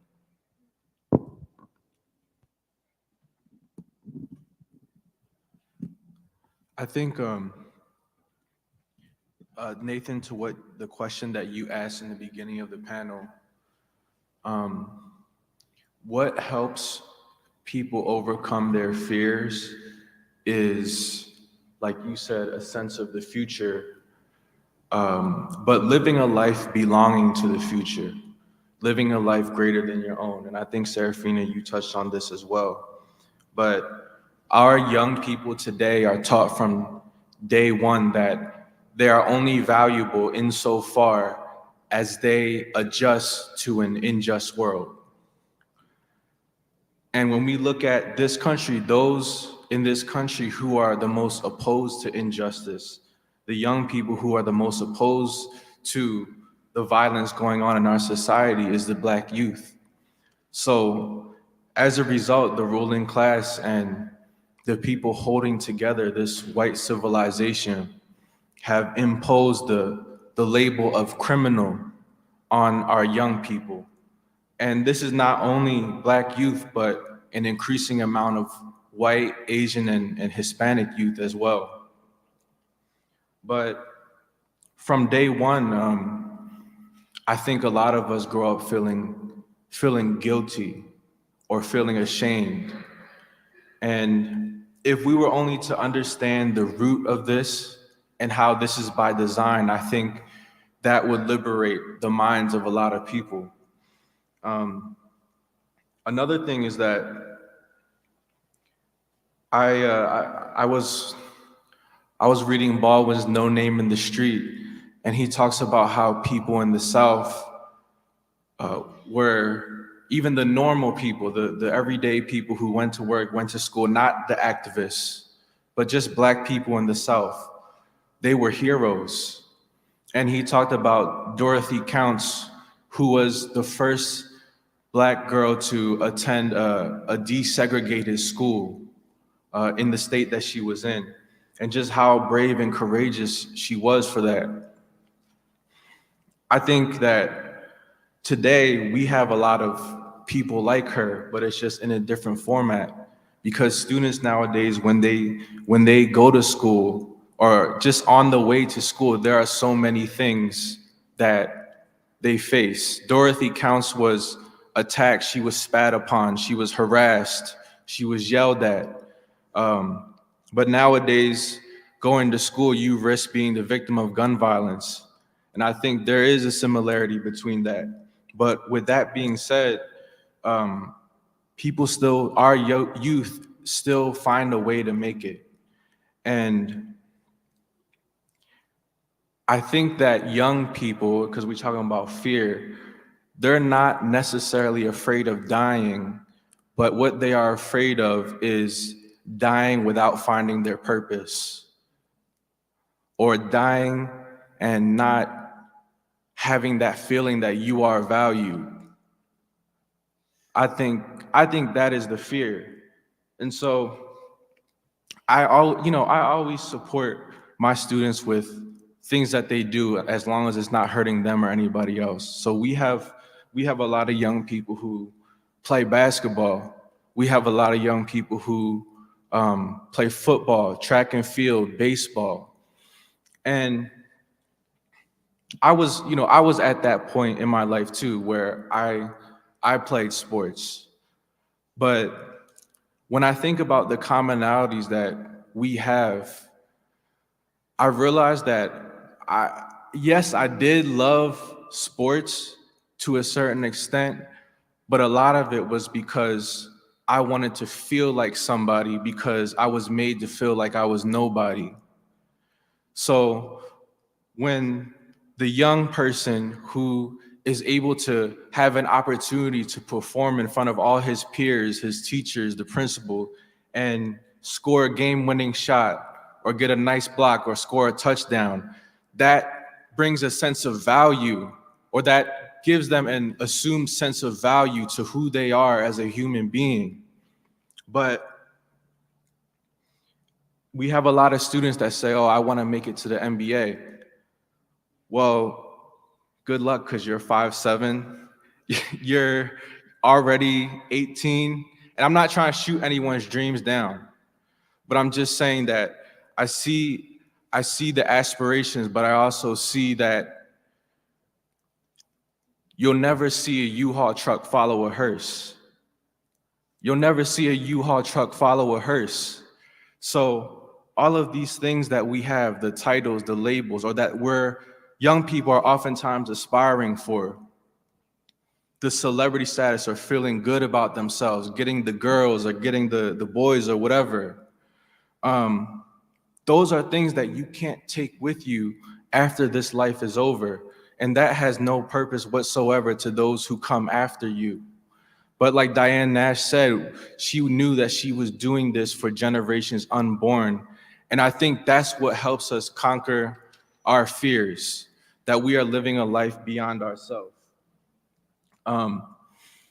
I just remember the first time that I heard Muhammad Ali speak, and I didn't understand anything really about the war, the historical context, or what the sides were, North Vietnam and South Vietnam and United States, and who was backing who and all that.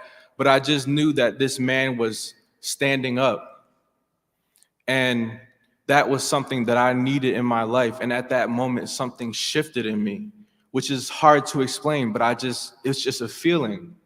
And something also changed in me when I met Dr. Monteiro, and Dr. Monteiro taught me more about my people than I even knew. And he told me about the Vietnamese people and their great struggle against imperialism. And that gave me a sense of, oh man, I'm somebody, I have potential, I have a legacy to inherit. If I were to go down the path of sports, not that I was that good, but I'm just saying, like, for those who want to pursue that, there's also something deeper in that the human being has to pursue. And Baldwin would say that is the conquering the wilderness within yourself, because money doesn't fill that void. Having unlimited women doesn't fill that void. I'm talking to our young men. But it's this feeling and this knowing that your life is greater than yours. And that is what absolves you of the guilt that is imposed upon you. Because generations from now, your grandkids or your kids will be asking your grandmother or your mother, what was my father like? And I don't want, or I don't think any young man wants, for them to say your daddy was a punk. I don't think anyone wants that.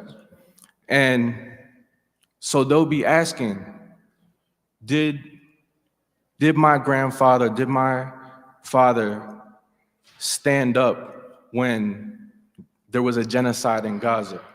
Did my grandfather stand up when the homicide rate was over 500 in Philadelphia? Where did he stand on these issues? And when we live that life of being a free man and not being constrained by the standards of society, because Baldwin talks about we have to invent new standards, we really become free men and women, but we also liberate generations to come.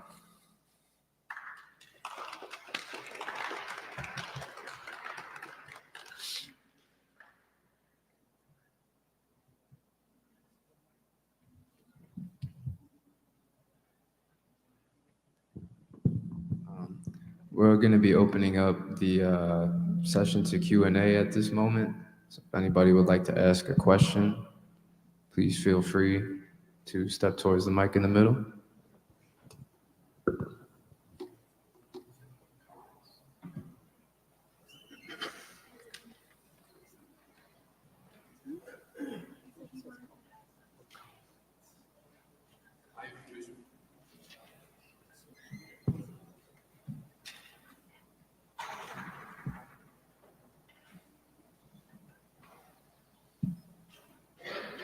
Okay, I think on now. Yeah.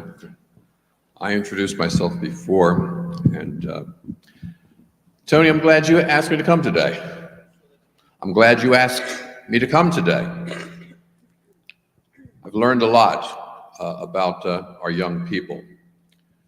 I guess I was very fortunate living where I've been the time that I came about, because we followed a man who had a vision. And you've heard me speak before about Reverend Sullivan. He was a man with vision.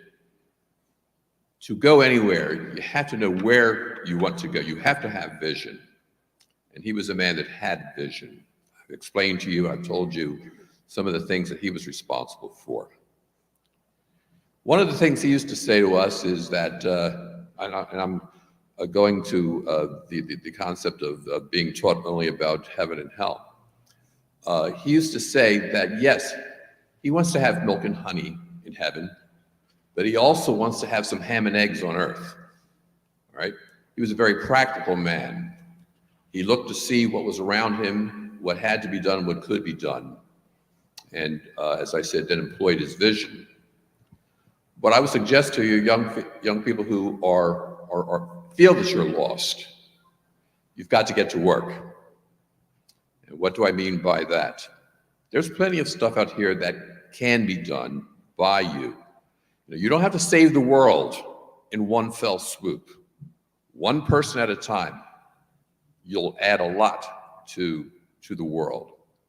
For example, we're here at Zion, we're getting ready to reinstitute something that is called Teen Network. We had it before, it got shoved aside for reasons that we don't have to get into today, but it's an effort that my wife is heading up. And the purpose is to help kids, excuse me, who may or may not know what they want to do, but if they do, we're going to try to help them get scholarships, make sure that they're filling out their applications in the right manner. If they don't want to go to college, see if that there are vocational programs that they might be interested in. There's always something that you can do, and I'm listening to each one of you, and you're intelligent young people. I'm happy to see you, happy to know you. Lastly, I'd invite you to come back to Zion. You know, we're not perfect here, but we are trying, and we're increasing our efforts. So if you don't have a place to go, consider Zion, please.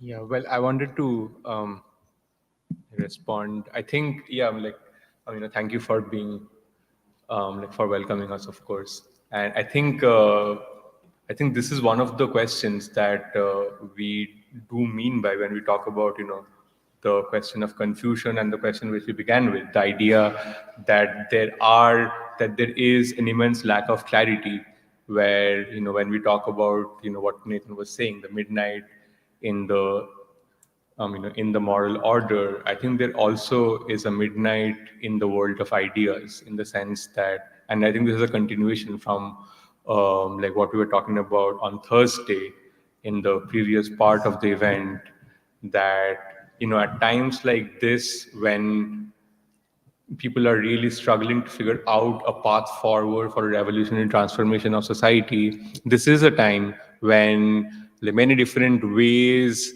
of, like say activism, or even more than that, about, different kinds of theories of liberation, or how young people can actually be, like different kinds of theories and acts, and all of these come together. And I think what tends to happen is they all get mingled to, look like as King said, a dull shade of, dirty gray. And I think the task that we see ourselves faced with is to be able to tell apart, by, engaging with these ideas, to engage with what we are actually fighting for, and how do we see the world, and how do we see our path forward.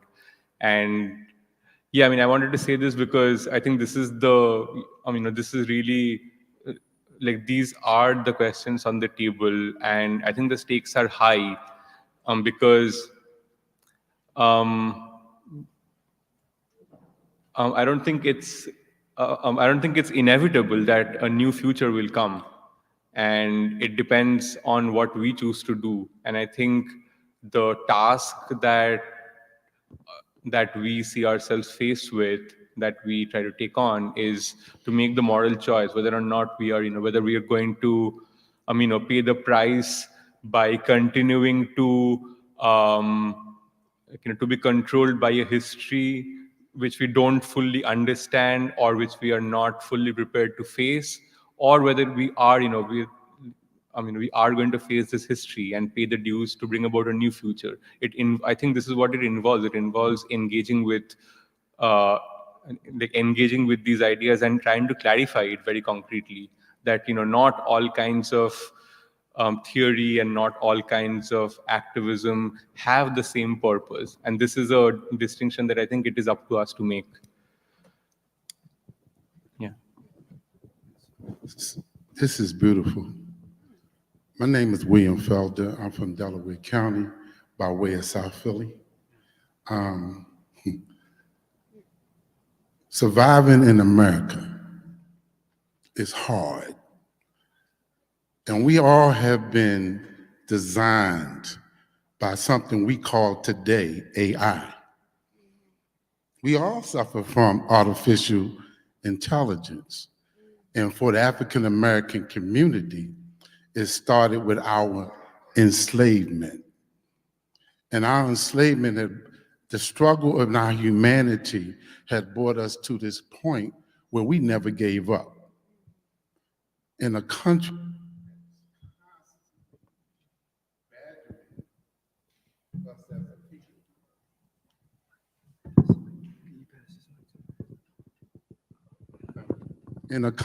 that's constantly badgering us as people, and we lose hope. Now, what I'm hearing from you beautiful people in front of me is a wonderful thing, because it always been the Black folks at the forefront of this American struggle to try to make things different, from King to Malcolm to Denmark Vesey to, we could take it way back, but we have always been trying to change the American culture or complex. What I'm hearing from you all is hope. I'm hearing faith. My experience has been in behavior modification with children for over 50 years. I'm newly retired, maybe in 2018, from dealing with children 5 to 18 years old. And My advice is that we have to design a way that we want to be futuristic, and we don't let AI become a reality, which it is, but we got to find our realism in it. We are losing our realism. They put it in people psychologically to get us to think in the cultural confines of restriction. If we find our realism, we'll know who we are. We'll go beyond the skin, the texture, the height, and realize our humanity stands out, because that's what Baldwin was talking about. One of his quotes was, the most dangerous creation in a society is a man that has nothing to lose. And we haven't got our backs up against the wall yet, but it's coming. We don't look at skin color. It's the other folks that look at their skin color. And for some reason, they challenge our skin color, and we take it to the point that it becomes self-hatred. The stuff that's going on in the streets today is because of this tangle of pathology. It's a constant thing that goes on. Education ain't going to help it. Developing the human spirit will. My last comment is this. We are lacking. I'm also a convener for the Delaware Valley, Delaware County Black Caucus. I just left a meeting where we talked about the health imperative with Black women. Immortality, infant mortality. How did we just dying? Our babies are dying and our women are dying on operation tables from simple matters that couldn't be corrected, but because we are not educated, they just snuffing us out. But to try to be more futuristic, because we could talk about our problems forever. We have to teach our children the periodic tables of elements. Because this earth is a laboratory. We have to learn this laboratory, be observant of it. We got to know what it holds so that we can understand the atomic weight of it and how it measures out to give us what we need to live. So we have to teach our children the periodic table of elements like we teach them the ABCs. Instead of saying A for apple, say A for aluminum and give them the atomic number for it. We want to play with math, and that's where they get us at. They don't want us to learn the numbers. Why? Because math is a science, and science is a math. And we need to become conscious of that, or we spinning wheels. We'll never get out of this trick that they got us in, because they attacked us culturally by dividing the land, and the land wasn't divided. I remember reading about some of our ancestors. When they went around the world, they went around the world to build civilizations. They didn't go around the world to start wars, to divide people. They went to teach civilization. So I thank you for your time, but I would love to see this happen again. Thank you. There. Just a brief. Oh. Check. No. Move on with the program. Oh. Yeah, unfortunately.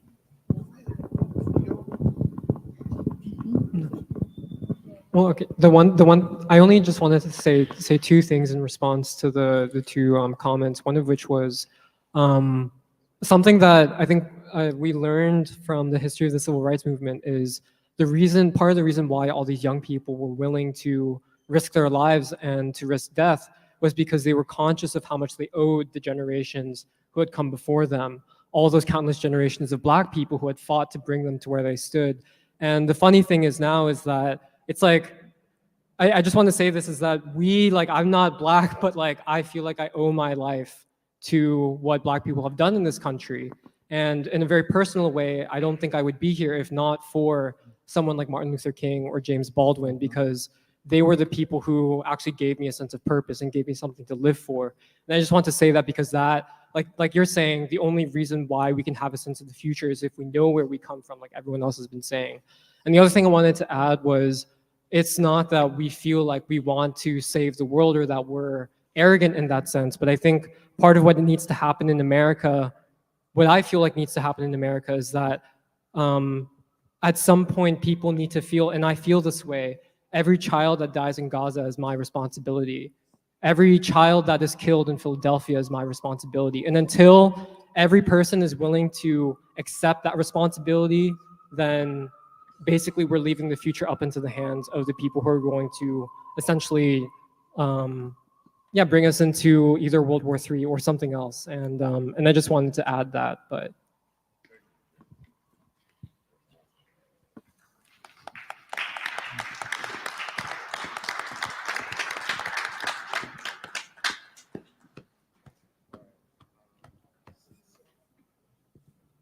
so we're going to be ending the roundtable now. Thank you, everybody, for your comments.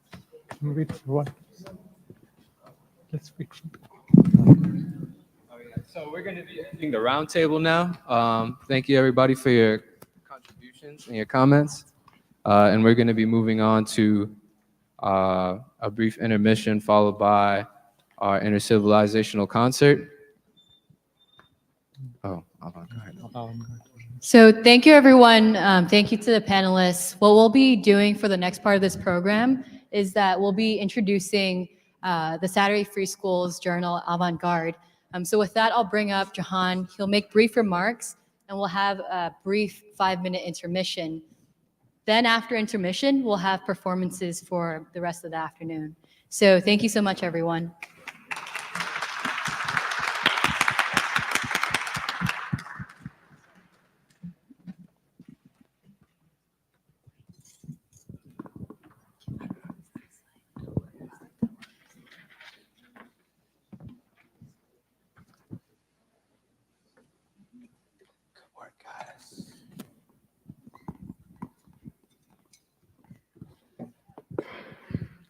Hi, everybody. My name is Jahan. I'm a member of the Saturday Free School.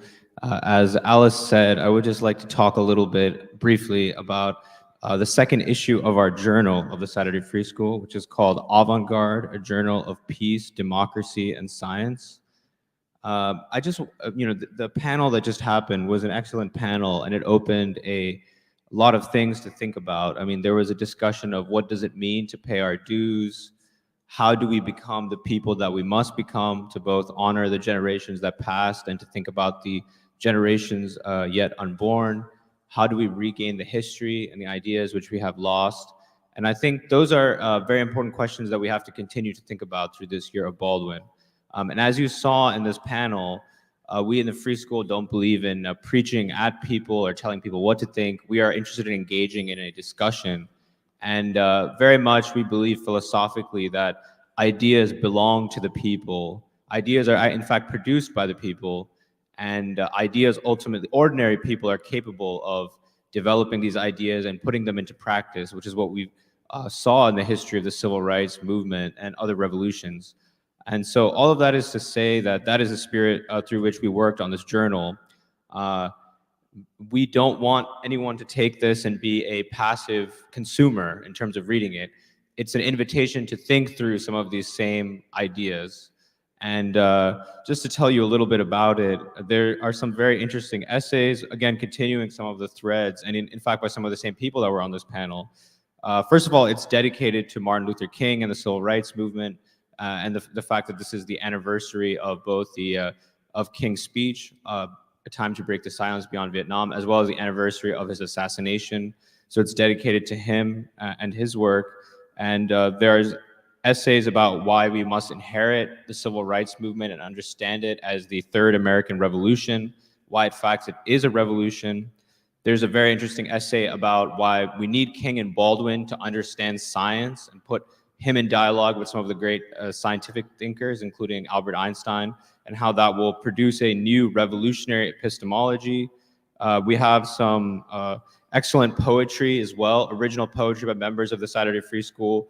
We have a beautiful mural by our resident artist of the Saturday Free School, Serafina, who was on the panel, entitled The Makings of a New World, which is about the Black freedom struggle and its solidarity with Palestine and what that means for the world. And some other essays about the Palestine movement, the fact that we need to return to this vision of a peace industrial economy coming from the civil rights movement. And of course, we also have some very interesting photographs and other things. And last but not least, we have a very significant interview with a very important figure in Philadelphia jazz, who's I think here with us today, Mr. Leo Gadsden. And my colleague Michelle was involved with some other colleagues in the Free School, and she will be talking about it after our intermission. But I just wanted to say this is another reason why you would be interested in this journal, because it's a very rare interview. And we're selling it at cost for $10. It's available at the tables. And we're also going to put it online as well for free soon at avantjournal.com. But I think it's worth having a physical copy, especially because of a lot of the art and the layout. So I just wanted to say that. And we are going to take a 5-minute intermission, and then we'll come back with culture. And Michelle will speak a little bit about the interview on avant-garde jazz.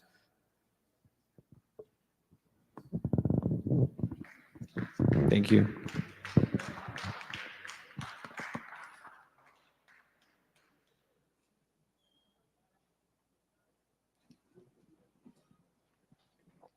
Okay, thank you everyone. So I know it's been a long first half of the afternoon. So what we'll do is 5 minutes intermission. I know people had questions as well. Bathroom break. It's out the door to your right and then another right, but then come back promptly in 5 minutes. We'll start our intercivilizational concert. Thank you.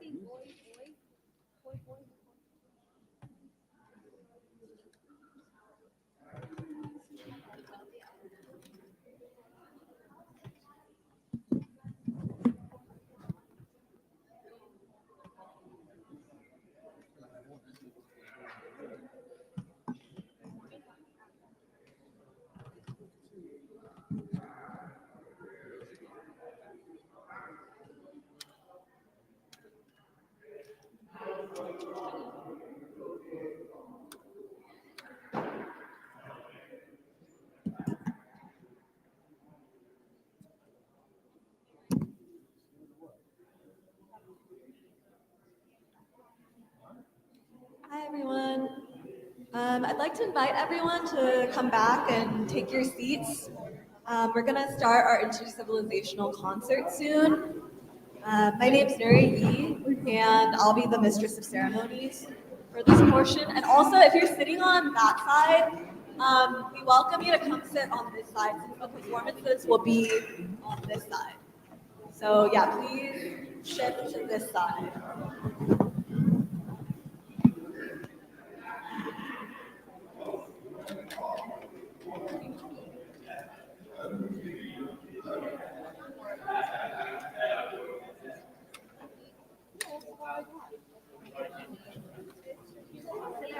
Excuse me, folks. Can I get down the middle aisle? Appreciate it. Thank you.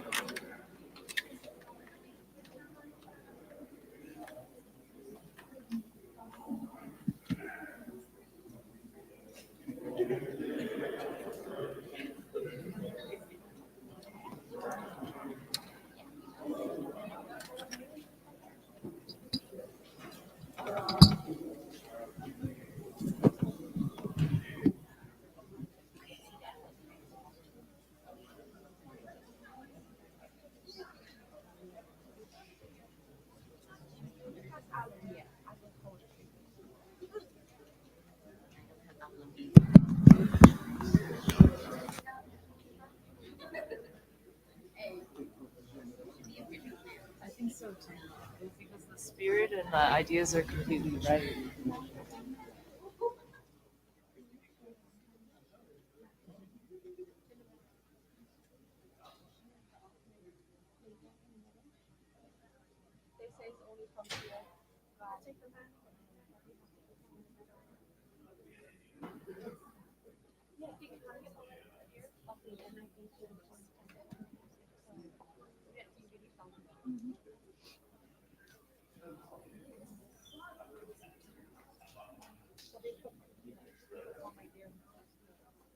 Could everyone please take their seats? We're beginning the concert portion of our program for today now.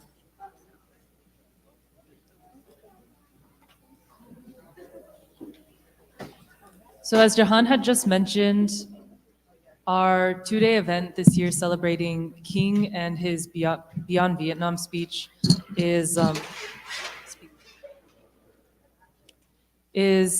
part of our event has also been the publication and the printing of the second issue of our journal, Avant-Garde, a journal of peace, democracy, and science. And to begin our concert portion, we wanted to actually pay tribute and to honor Leo Gadsden, who's here with us today, who truly is, there is no other way to put it, he's a Philadelphia hero. And his life has been a moral life, a courageous life that has been a defense of the Black freedom movement, and especially the art and the culture and the music it produced. And so Leo, we wanted to say thank you. And we've been honored to be working with you the past couple months to create this interview and to know your life and what it means for all of us. And so Leo, if you could come up, we would just like to give you flowers. And so everyone, please give a round of applause for Mr. Leo Gadsden.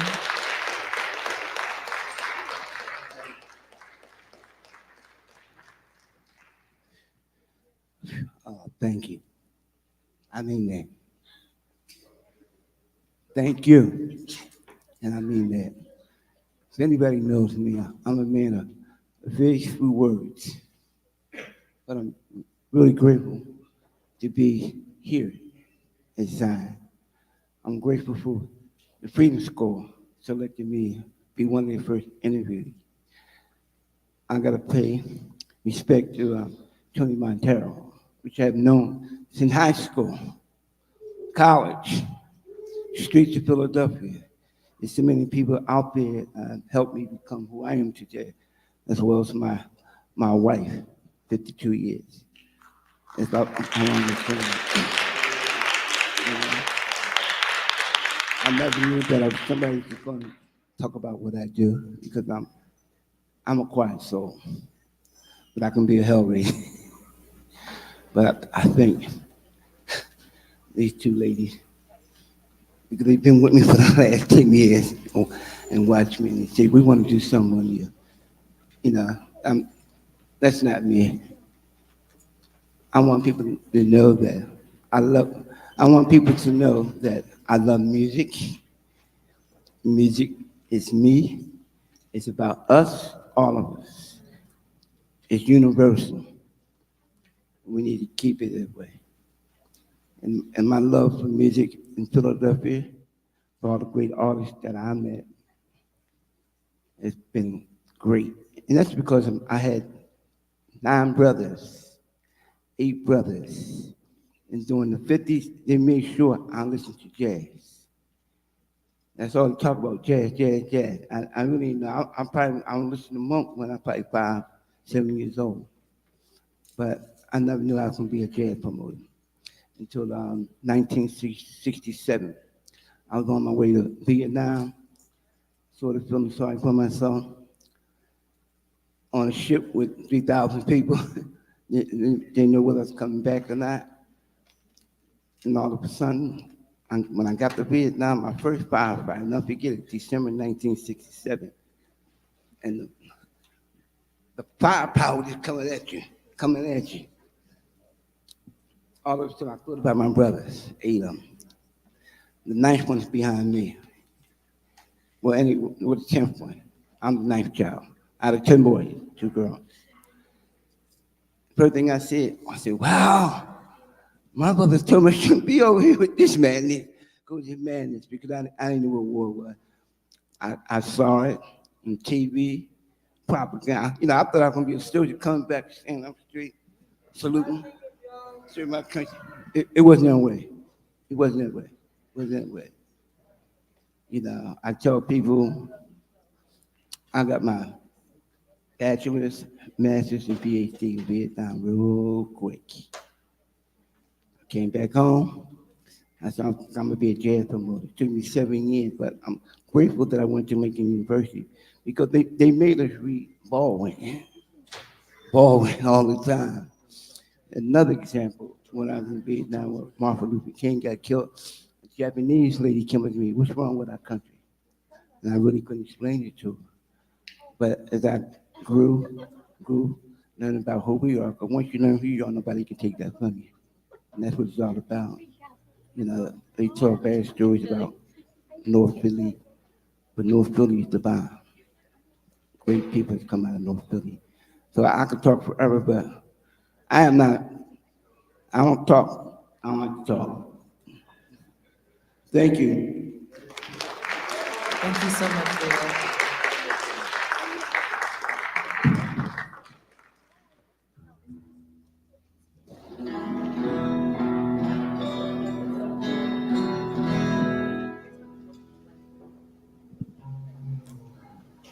One more round of applause for Mr. Leo Gatson. Thank you.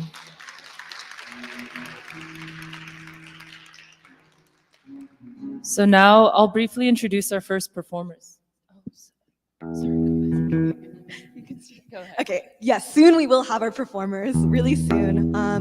But I'm just going to frame briefly the overall intercivilizational concert. For those of you who are just joining us, we had a program and a roundtable a little bit earlier in the afternoon. We also had a Thursday event at the First Unitarian Church. But I also want to say that I'm very grateful to Leo and for the interview that Michelle, Kathy, and Tony did, because it shines a light onto the organic and the extraordinary talent that comes out of the striving of ordinary people.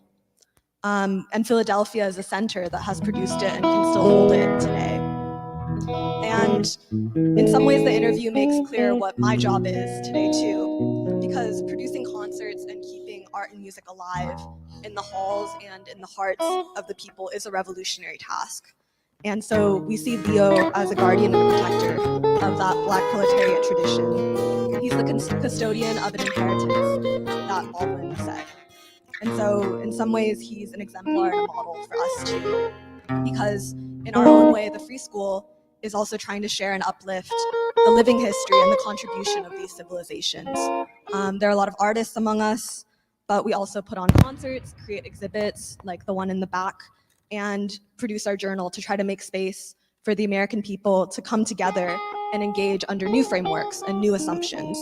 I'm not an artist, but I love art, and I want art and music to be able to shine in the rightful place, to be given the context that it deserves, and for it to actually be worthy of the people. And so, yeah, we do all of this. We do these concerts to try to make things concrete. What we're talking about, these ideas, aren't a fantasy. It's possible because there's precedent. This really happened, and we have to make that clear. We want to show people that possibility. And so we do this not to make money or to make a portfolio, but because we believe that art, music, and ideas are weapons for revolutionary struggle. They can be used to give us strength as we try to build a new identity. And yeah, we want to bring these ideas into people's lives. And so we hope that this concert can be a place for intercivilizational dialogue and exchange. And I think every portion of the program, we have to thank Zion Baptist Church for allowing us to bring this concert here. And because Zion Baptist has given something to the world, it's given service in the form of Reverend Leon Sullivan and also people like Tony and Derek who grew up in this church and who are a part of the world, like so a part of this world of ideas of the anti-colonial struggle. And so now I think let us bring the intercivilizational world back to Zion. And so this concert is dedicated to Martin Luther King Jr.'s vision of peace.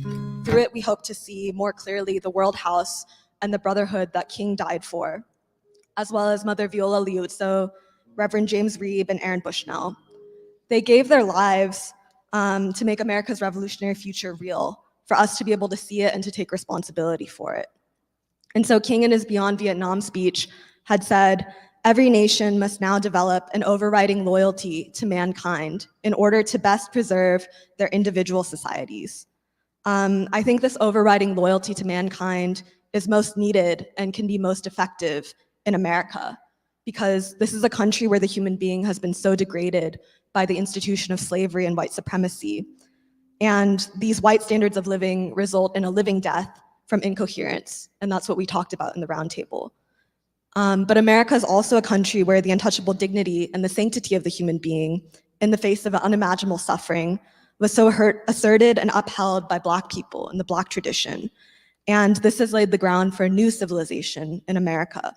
This is a civilization that will be neither Black nor white and will thus be able to live for the future. And I don't think I need to say this quote again because it was already in the video, but James Baldwin said, "We represent a civilization." I don't mean literally a civilization, but a sense of life, which is the only thing that civilizes anybody. And so America is now to a meeting ground for people produced from every civilization in the world. America can become what Martin Luther King Jr. called the World House. But we're a country that is in desperate need of a shared identity that we're going to have to create ourselves and come to together. We have to learn about one another and literally forge a new identity as new human beings.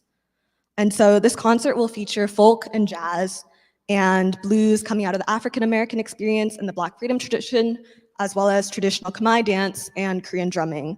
We're bringing together Asia and Africa in America. And it's also a concert of artists who are grounded in Philadelphia, who have either been here throughout their lives or consistently perform and give to the city. They're shaped and fed by the city, but they also give to the city a new sense of life and vitality. And so I want to reiterate that by civilization, we're really not talking about a past that is dead, but we're referring to civilization because it's the link from the past to the present and to the future. There's something alive and present in these traditions through the artists who actually live it, and in living it, give it to us. They're not museum objects that we're just watching, but actually people who have made the choice to strive for something and to give it to us. And so we as the audience, I think, also have a role to not just passively watch, but to actually accept their gift and to make their music, their dance, their song a meaningful part of our lives. If we do that, we can encounter each other again as human beings and restore our shared humanity. And I think this is the most important reason why art and music are necessary for our generation if we are going to take up our inheritance and fight for America's revolutionary future. Because we need all of the energy and dynamism that we can have. And with this music, I don't think that you can play or sing or listen to it without being touched or changed in some way. Music can function as a kind of soul force that touches us, and it too can be a sword that heals. And lastly, I just want to say we need all of the strength and all of the weapons of love that we can find, because we need all the sustenance and strength that we can get for the path that lies ahead. And so I'll end with one quote by James Baldwin and one quote by Martin Luther King. Baldwin had said, "We will need every ounce of moral stamina we can find, for everything is changing, from our notion of politics to our notion of ourselves. And we are certain as we begin history's strangest metamorphosis to undergo the torment of being forced to surrender far more than we had ever realized we'd accepted." But throughout this pain, in this suffering, King also said in his Beyond Vietnam speech, "If we will only make the right choice, we will be able to transform this pending cosmic elegy into a creative psalm of peace. If we will make the right choice, we will be able to transform the jangling discords of our world into a beautiful symphony of brotherhood. And so, yeah, with that, I'd like to introduce Michelle back up to introduce Osiris.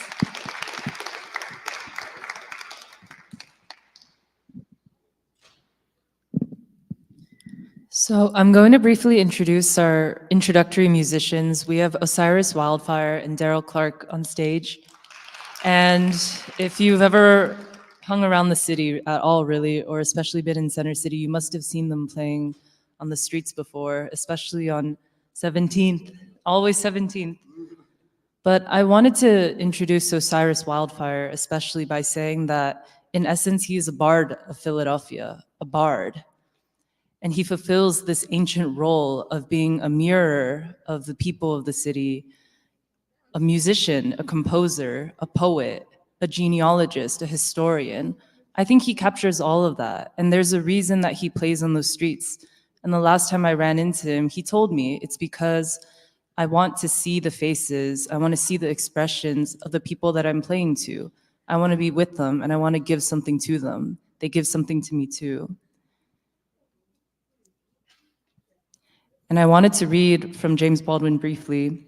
It seems to me, quote, "It seems to me that the artist's struggle for his integrity must be considered as a kind of metaphor for the struggle, which is universal and daily of all human beings on the face of this globe to get to become human beings. The poets, by which I mean all artists, are finally the only people who know the truth about us.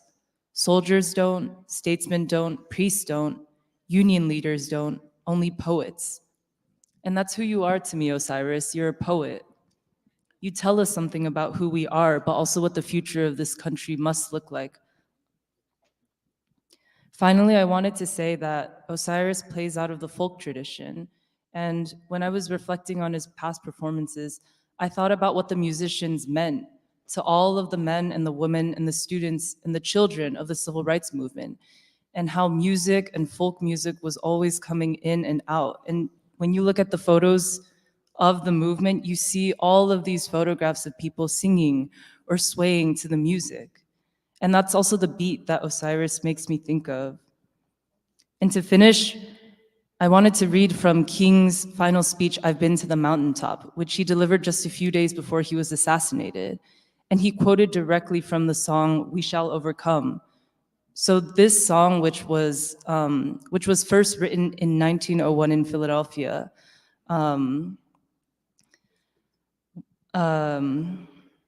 it became actually the original song of SNCC that was sung at its founding. But eventually through the movement, it became an iconic call to the people, "We shall overcome," that song. And King quotes from it, he says, "We shall overcome, we shall overcome. Deep in my heart, I do believe we shall overcome. And I believe it because somehow the arc of the moral universe is long, but it bends toward justice. We shall overcome because Carlyle is right, no lie can live forever. With this faith, we will be able to hew out of this mountain of despair a stone of hope.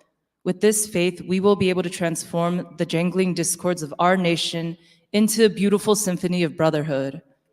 With this faith, we will be able to speed up the day. And in the words of prophecy, every valley shall be exalted, and every mountain and hill shall be made low. The rough places will be made plain, and the crooked places straight. And the glory of the Lord shall be revealed, and all flesh shall see it together. This will be a great day. This will be a marvelous hour. And at that moment, figuratively speaking in biblical words, the morning stars will sing together, and the songs of God and the sons of God will shout for joy. So with that, thank you.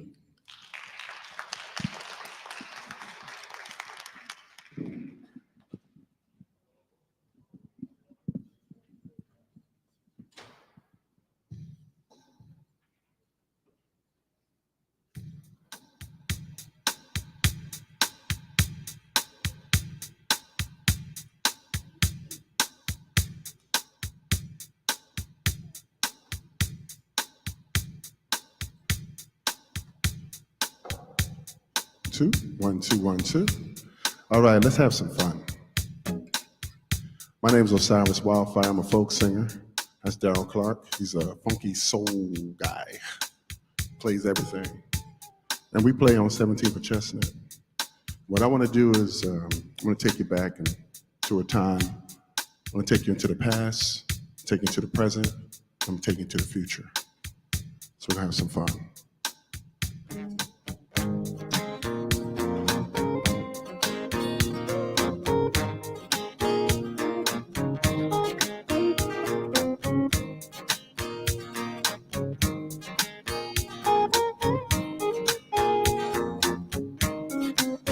Oh, we gonna march on freedom's highway.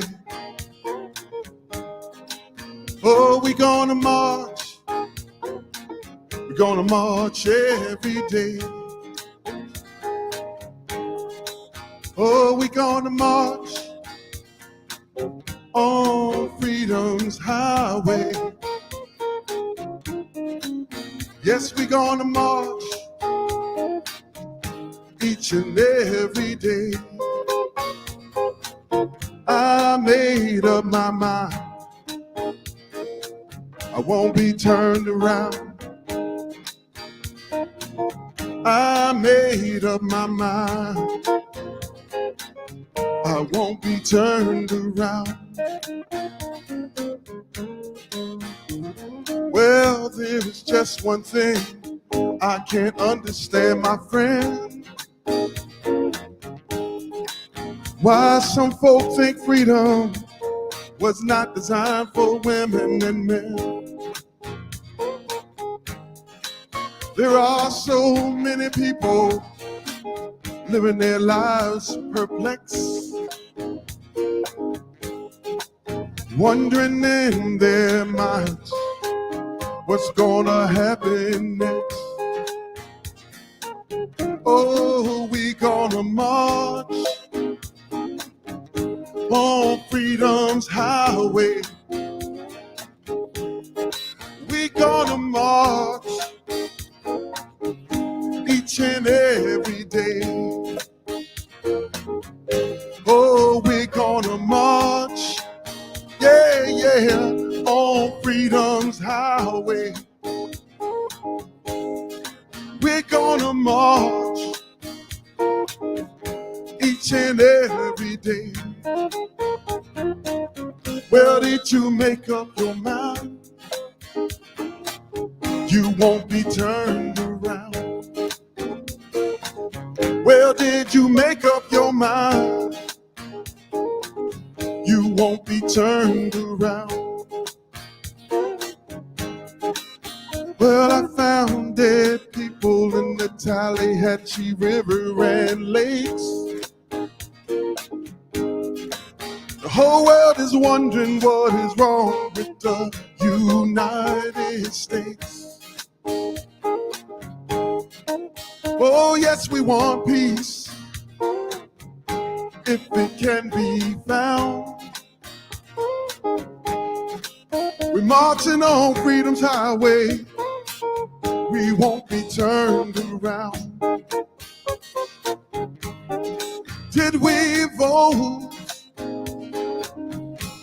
for the right one? Did we overcome?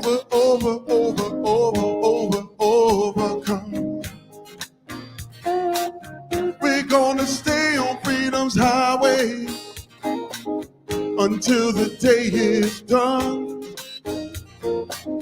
We're gonna stay on freedom's highway until the day is done. Mr. Clark.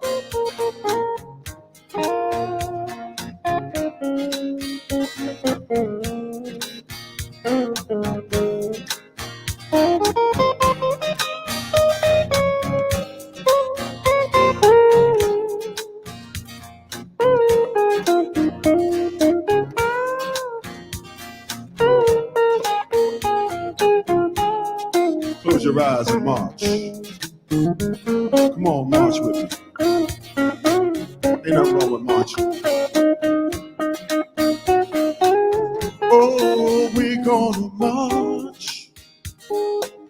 on freedom's highway. We're gonna march each and every day. Oh, we're gonna march on freedom's highway. We're gonna march each and every day, each and every day, each and every day, each and every day, each and every day, each and every day.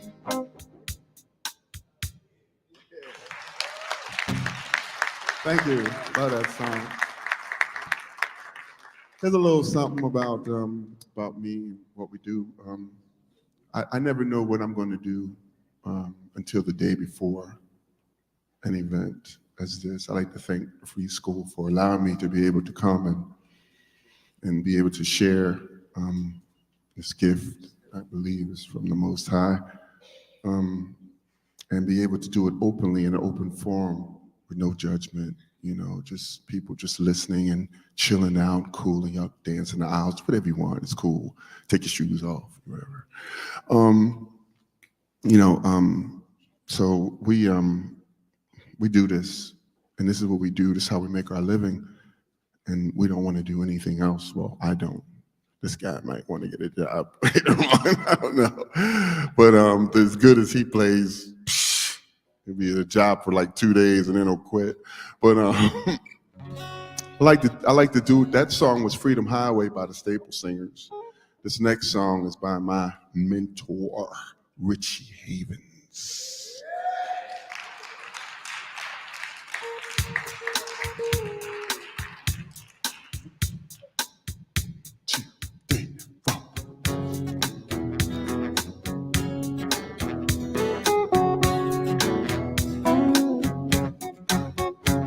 You poison my sweet waters. Oh, you cut down my green trees. Yes, the food you feed my children is the cause of their disease. Yes, my world is slowly falling down, and the air is not fit to breathe. Those of you who care enough, yes, Serafina, we got to do something. I say, oh, what you gonna do about me? Oh, I say, oh, what you gonna do about me? Your newspapers and your TV shows, they just put you on. Oh, they never tell the whole story. Oh, they just put their ideas down. Yes, is this the end of our pride, our pride, our pride and glory? I said, oh, what you gonna do about me?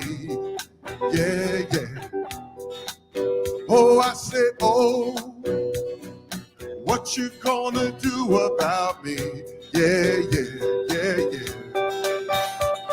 I work in your factory. Yes, I study in your schools. Yes, I fill up your penitentiaries and your militaries too. I can feel the future trembling as the word is passed around. Oh, if you stand up for what you believe, you better be prepared to be shot down. I say, oh, what you gonna do about me? Yeah, yeah. Baby, oh, what you gonna do about me? Yeah, yeah. I feel like a stranger in the land where I was born. Yes, I live like an outlaw. Yes, I'm always on the run. I can feel the future. Oh, I'm a fugitive from injustice, and soon I got to be free. 'Cause your rules and regulations, they don't do what we need them to be. I said, oh, what you gonna do about me? Yeah, yeah. I said, oh, what you gonna do about me? Oh, I said, oh, oh, oh, what you gonna do about me? Yeah, yeah, yeah, yeah. I said, oh, what you gonna do about me?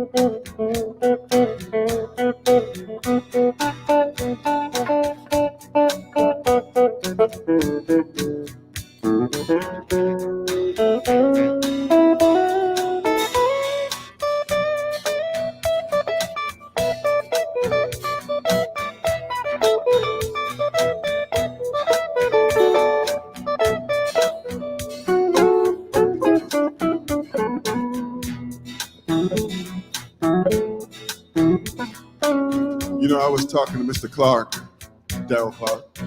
I was saying that I lived in California for 10 years.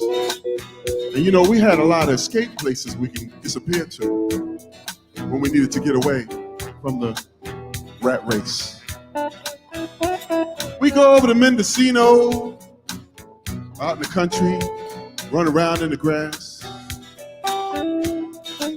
Or we go down to the wine country, have us a nice glass of wine. Or we go over to the red forest and hug the trees. Oh, do you like hugging trees? Or we go to the city and get us a nice hot cup of coffee, baby. When you need an escape, you gotta find yourself one. 'Cause every now and then we need an escape.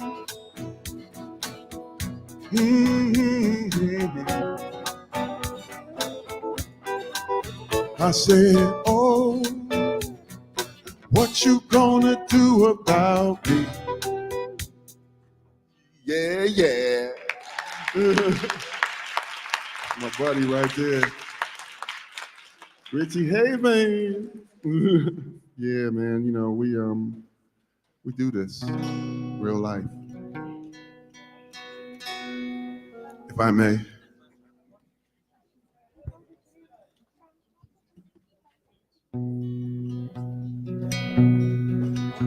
As I said, I'm a folk singer. It's my choice.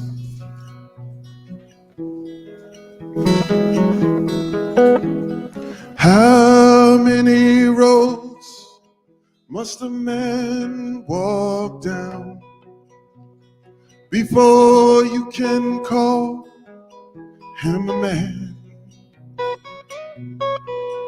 Oh, how many seas must a white dove sail before she sleeps in the sand? Oh, and how many times must the cannonballs fly before they're forever, ever banned? The answer, my friend, is blowing in the wind. The answer is blowing in the wind. Oh, and how many years can a mountain exist before it is washed to the sea? Oh, and how many years can some people exist before they're allowed to be free? Yes, and how many times can a man turn his head, pretending that he just doesn't see? The answer, my friend, is blowing in the wind. The answer is blowing in the wind.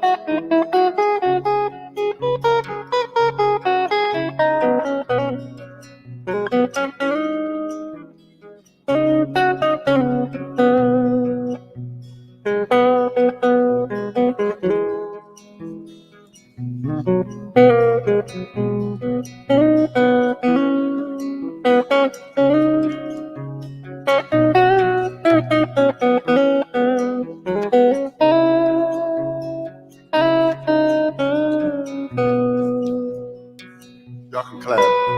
It's how many times must a man look up before he can see the sky?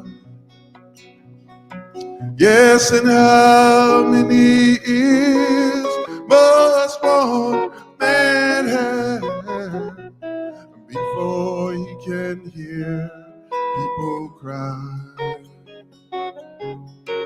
Yes, and how many depths will it take till he knows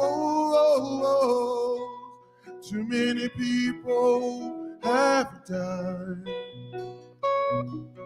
Well, the answer, my friend, is blowing in the wind.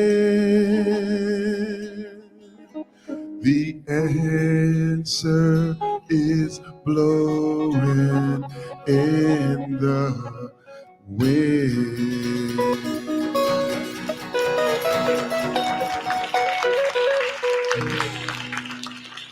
Thank you. Thank you. We had a request for a song, but I'm going to do 2 more songs if that's okay. This is a song by, when I said past, present, and future, it's a song by one of my favorites. It's called I'll Rise by Ben Harper.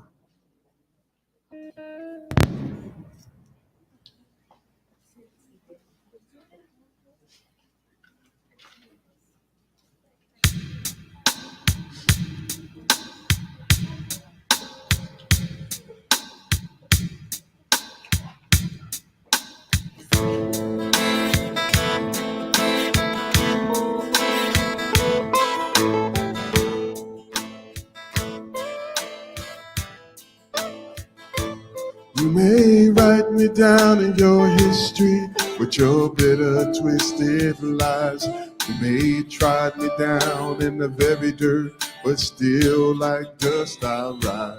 'Cause my happiness upsets you. Why are you messing with your gloom? 'Cause I laugh like I got an oil well, pumping oil in my living room. You may shoot me with your words, you may cut me down with your eyes. I'll rise, I'll rise, I'll rise. the shacks of history's shame, up from rooted pain. I'll rise, I'll rise, I'll rise. Did you want to see me broken and bowed, head lowered, my eyes, shoulders falling down like teardrops, weakened by my soulful cries? Does my confidence upset you? Don't take it off so hard, 'cause I walk like I got a diamond mine in the front of my yard. You may shoot me down with your words, you may cut me with your eyes. I'll rise, I'll rise, I'll rise. Out of the shacks of history's pain, uprooted from my shame, I'll rise, I'll rise, I'll rise.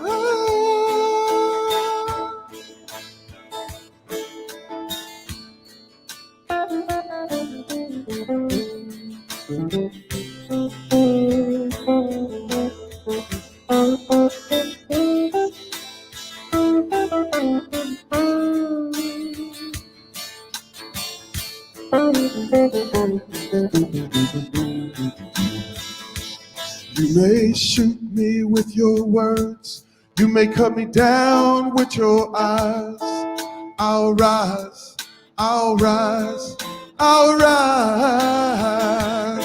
Out of the shacks of history's shame, oh, from a rooted pain, I'll rise, I'll rise, I'll rise.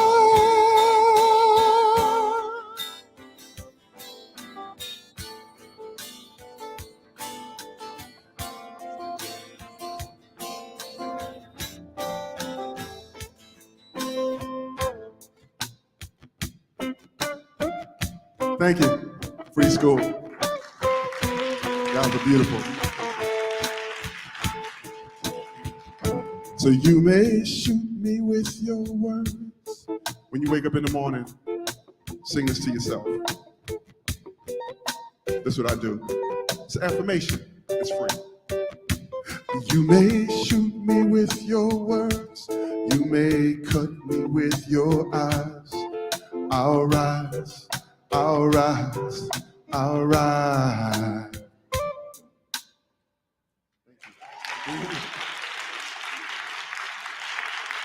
Thank you.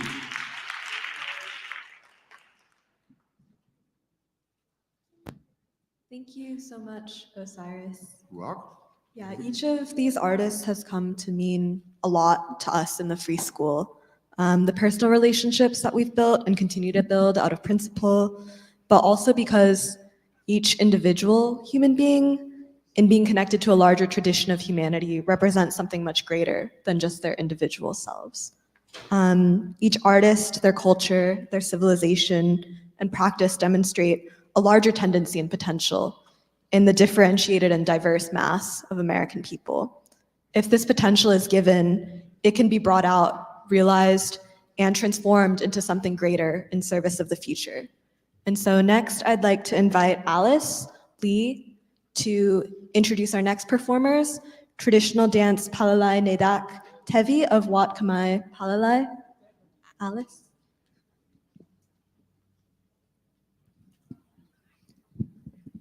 Hi, everyone. Before I get started, I'm going to ask actually people to move closer. I've been in the front and I've been in the back. The front is much more beautiful, I promise you. So if you can, people, please move to the front.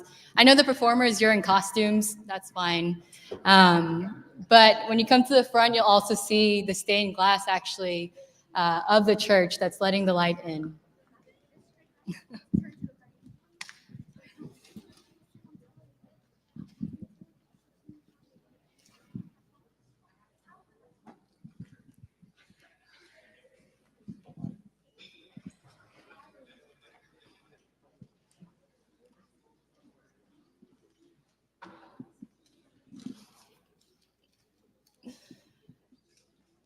Thank you.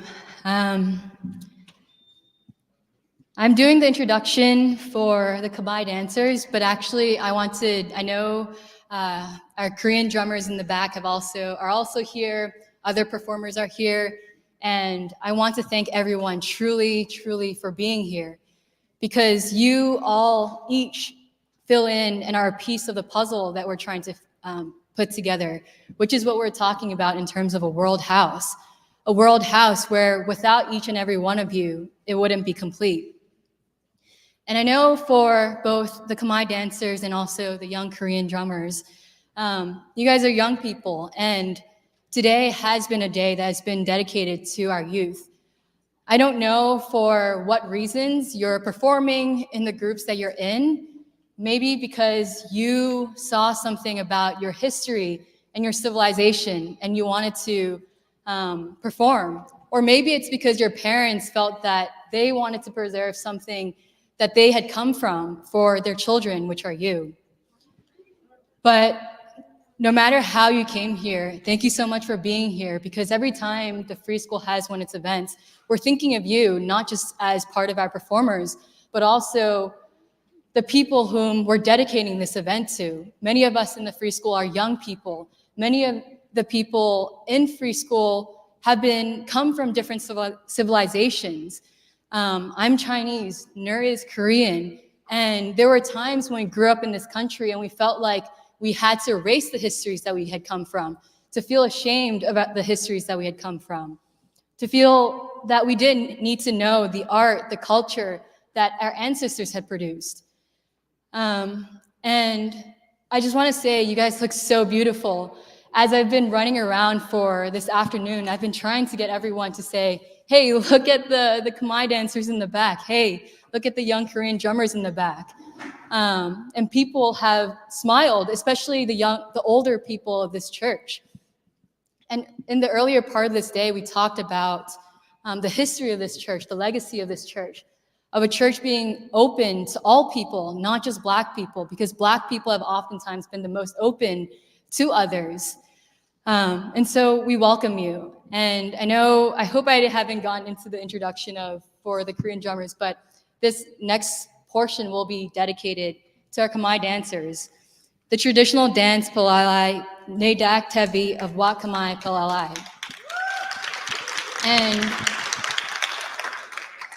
you guys are beautiful, not just because of the amount of time and art that goes into your costumes and the dances, but in my preparation of the remarks for today, I looked into also the history of Cambodia and what created this art, because there are people who have imaginations that have led to where you are today.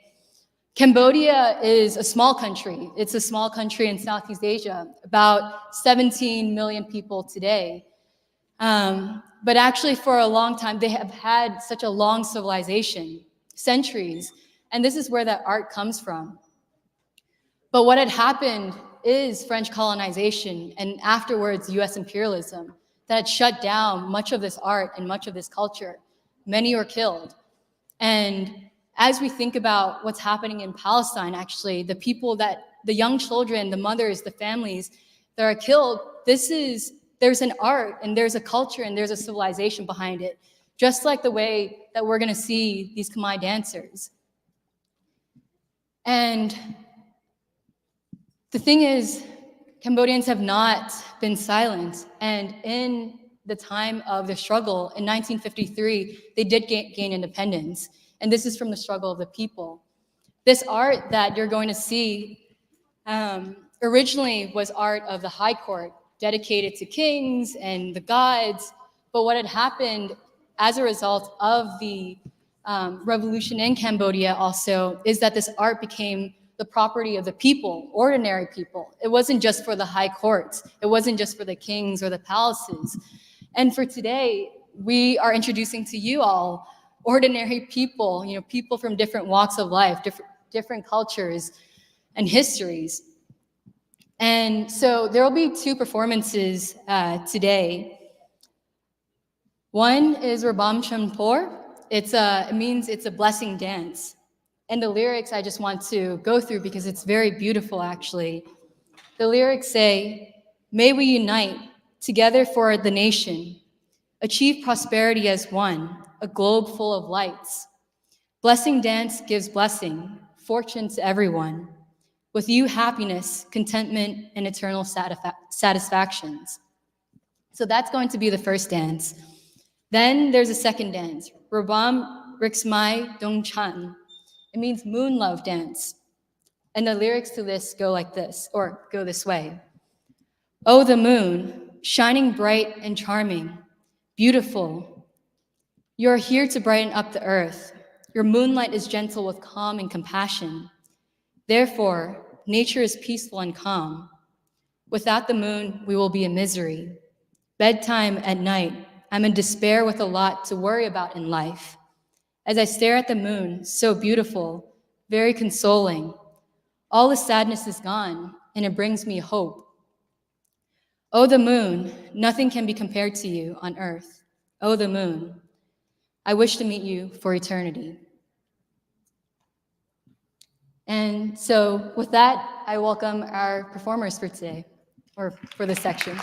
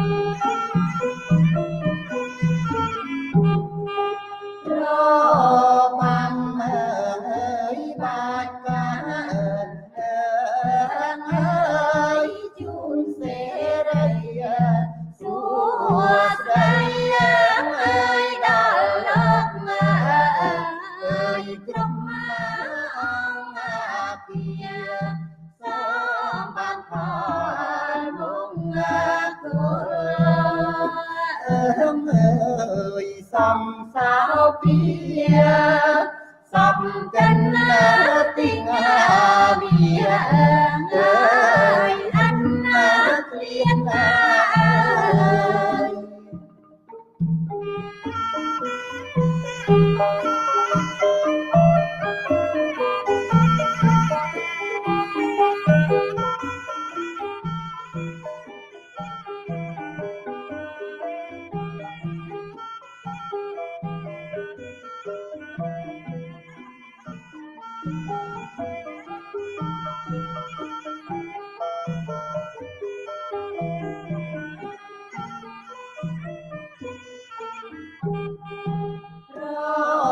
Quan ơi bạch ca ơi chúng sẽ đây suốt đây ơi đó lớp ơi trong kia sao bằng khỏi mong ơi xăm sao kia sắp chân tình bìa ơi anh liên ơi.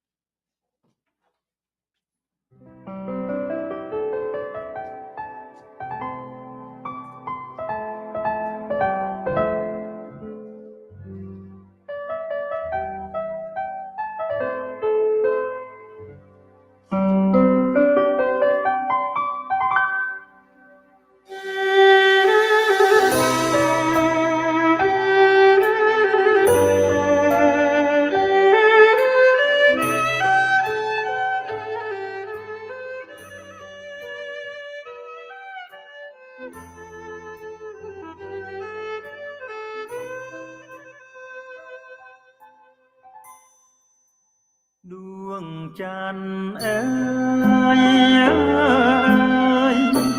แรงพลือตรอจองวงจันทร์โผพองอาบอ่องบ่มพลือโลกาแรงស្មីស្រទន់ត្រចាំងកាំងរណាធម្មជាតិនានាបានសុខសាន្តអើយមានច័ន្ទពុំស្បើយកាយទុក្ខរាល់ថ្ងៃ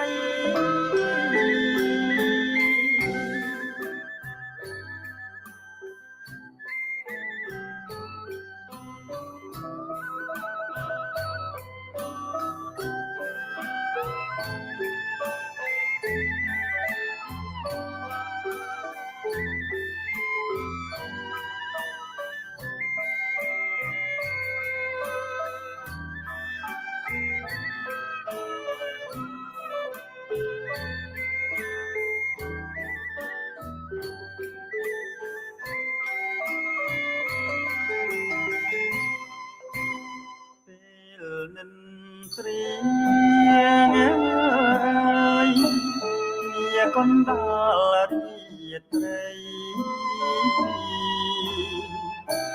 ក្រៀមក្រំហារតីព្រួយភ័យពីរឿងជីវិត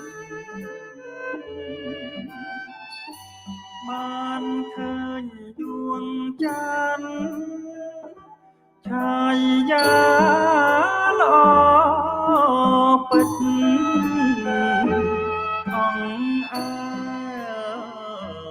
លួងចិត្ត រ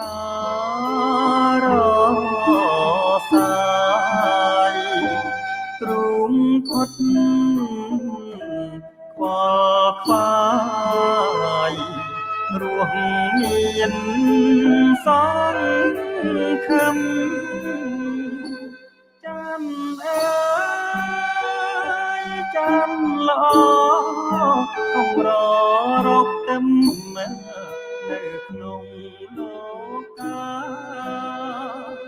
ចាំអើយខ្ញុំសូមប្រាថ្នាជួបច័ន្ទរៀងរហូតអើយ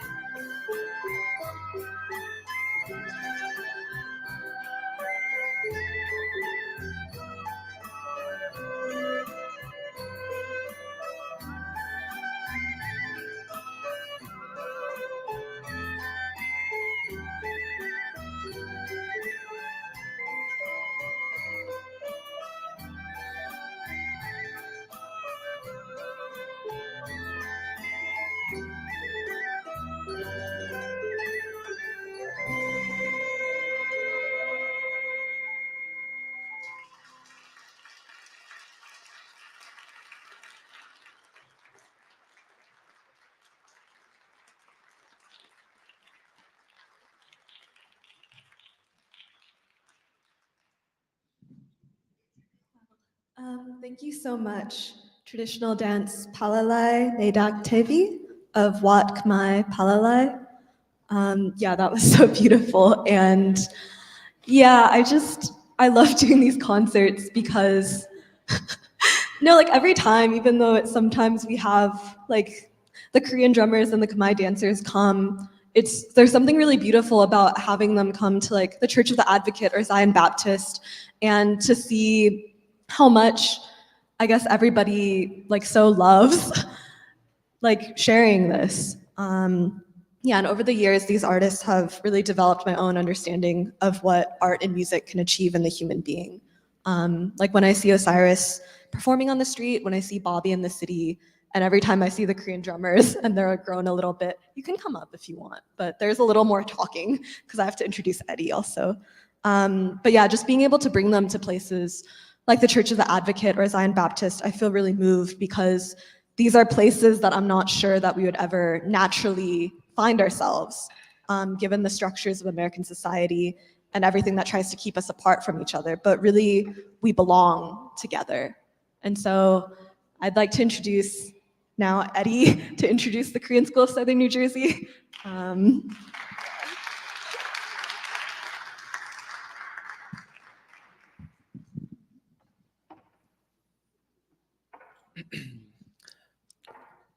Good afternoon, everyone. My name is Edgar. I'm a member of the Free School, and I have the honor of presenting to you the Korean School of Southern New Jersey, who will be playing the drums for us in a kind of style that is called Modumbuk. Now, they, yeah. Now, they've been blessing the Free School with their performances for about 3 years, and I've been fortunate to actually witness some of these young men grow. So I've had to ask myself, what has produced them? What has produced such beautiful young men? And I actually wanted to answer that question. And in looking for an answer, I learned that they were produced by nothing less than the culmination of thousands of years of Korean civilization. This manifests directly in what I also learned was quite a common experience, which is a brigade of mothers and fathers who organize their own schools to teach their children Korean language, Korean culture, as well as the drums. And they do this with this conviction, even if they're far away from where this beautiful things originally came from, because they feel that it means something to be Korean. And I have to say that Korea means something to me. And I speak on behalf of the Saturday Free School, the people of America, and the people of the world, that Korea means something to us. Korean civilization has worked out a meaning to being a human being that is indispensable to the world that we want to create. And the Korean people have struggled on behalf of all of humanity. When Baldwin says, "Every bomb village is my hometown," it personally means something to me that the Korean people themselves have struggled and resisted against Japanese and American occupation and attempts at annihilation. And when they fight for justice and fight for a free world, they make that world for all of us.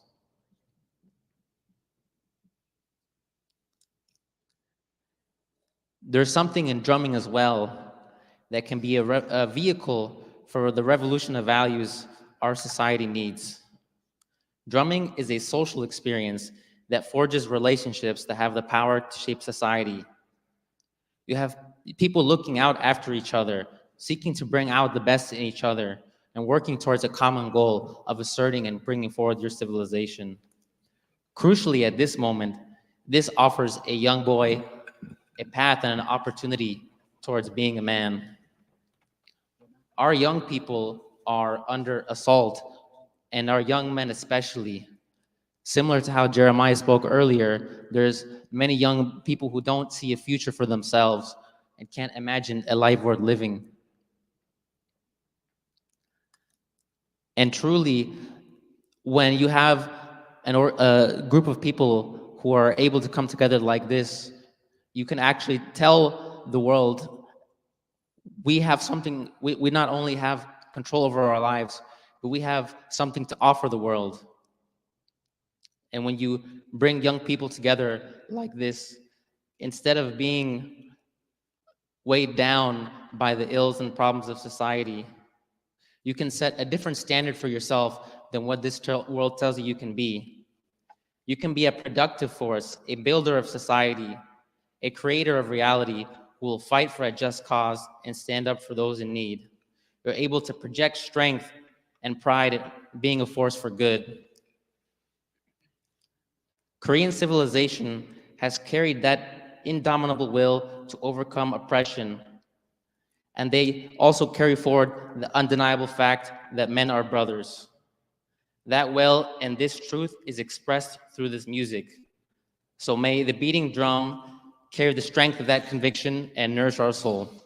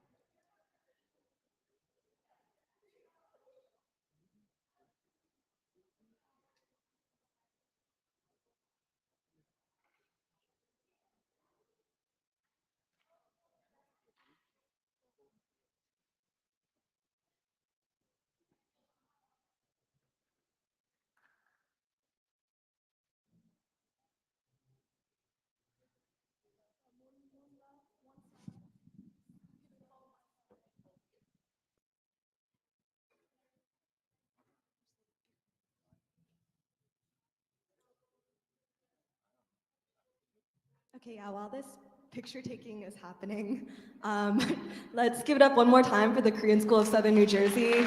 They always give it their all.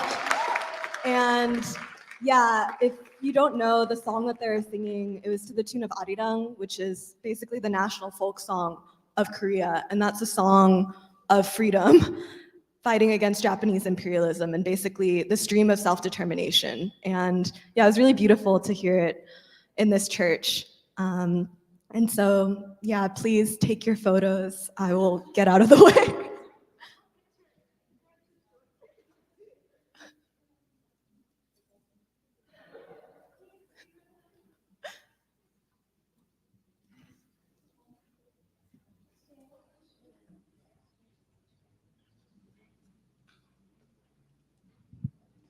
Yes, and so this also concludes the first half of the concert. And so I guess one more round of applause for all of our beautiful young people.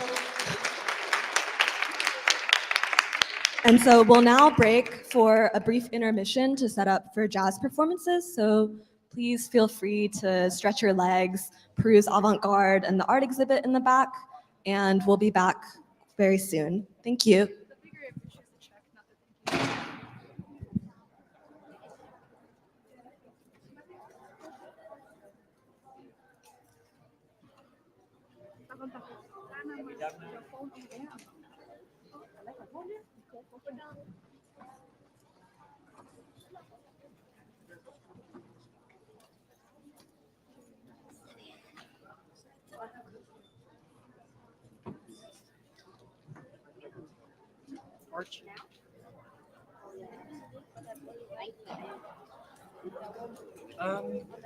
What's next week? You set up the play in 6th Street, right? I think Kim come back yet? No, he comes back on the 8th. It's Tuesday. Yeah. Oh, on the 8th? Yeah. I guess I'm gonna ask him for maybe one equalizer or two speaker, the mixer, yeah, the needed. Now the month change. We're gonna do 2 weeks on roll. Yeah, the 13, 14. Yeah.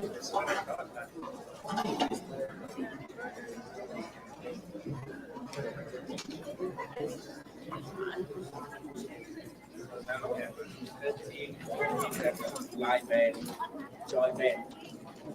Yeah, we run.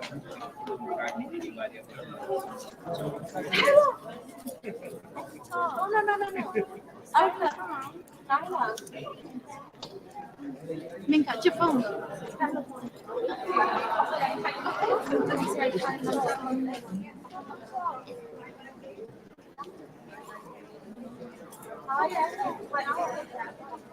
Are they gonna put roof on?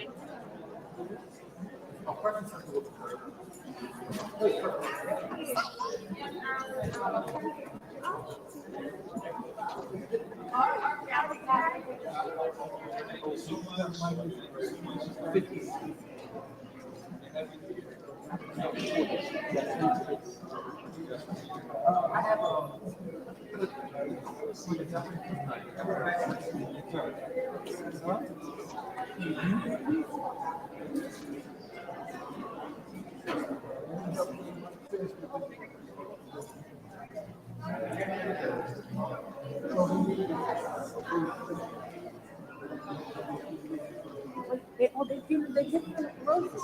Want roses? Let's see.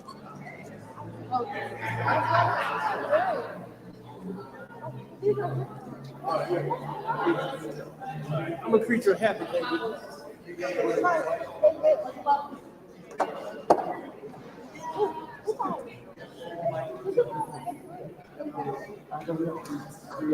You say you have your own mic? Yes.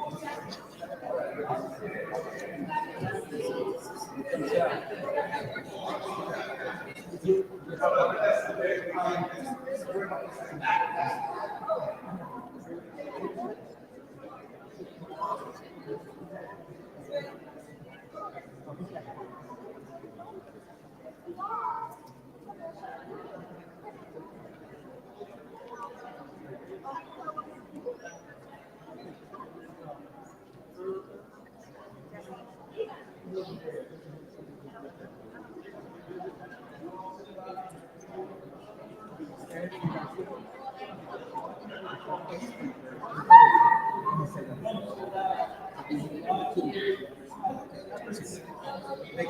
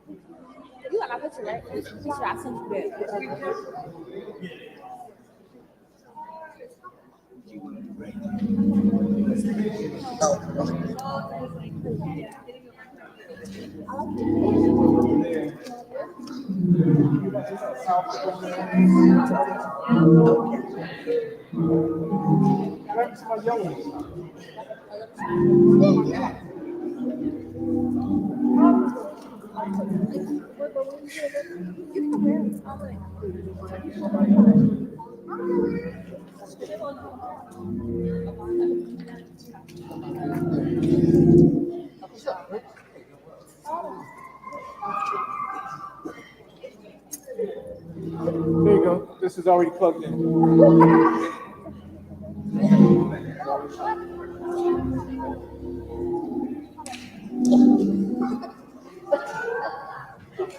Really, you can run up right.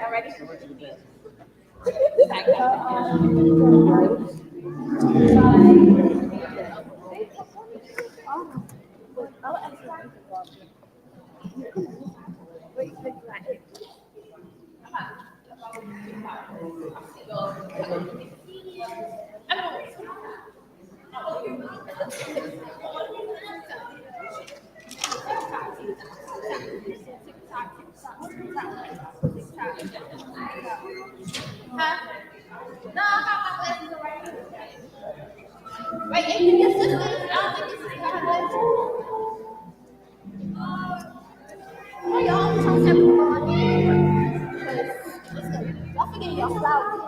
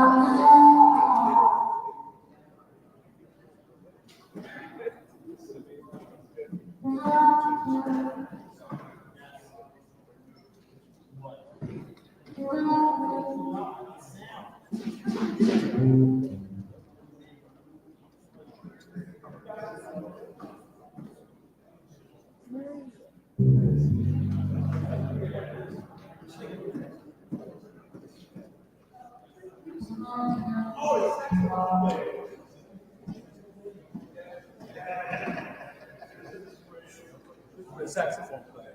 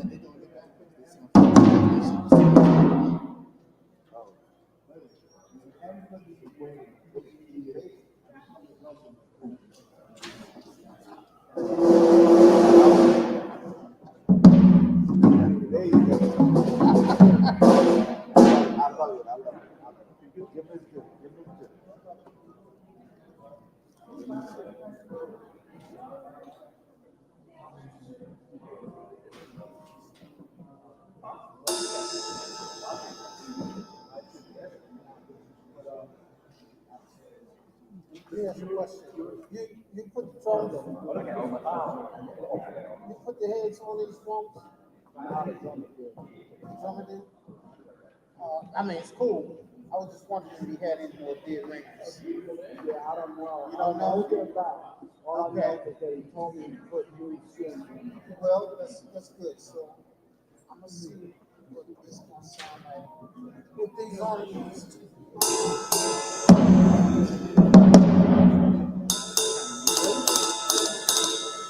We're gonna try. Sit down.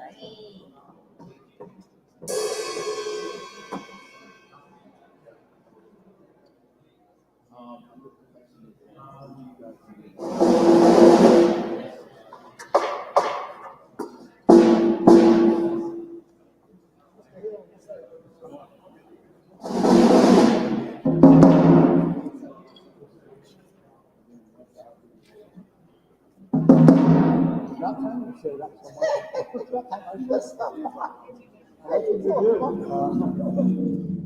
So, Mark, I'm doing good. Yeah, fantastic. You had a good time at Big Ears, didn't you?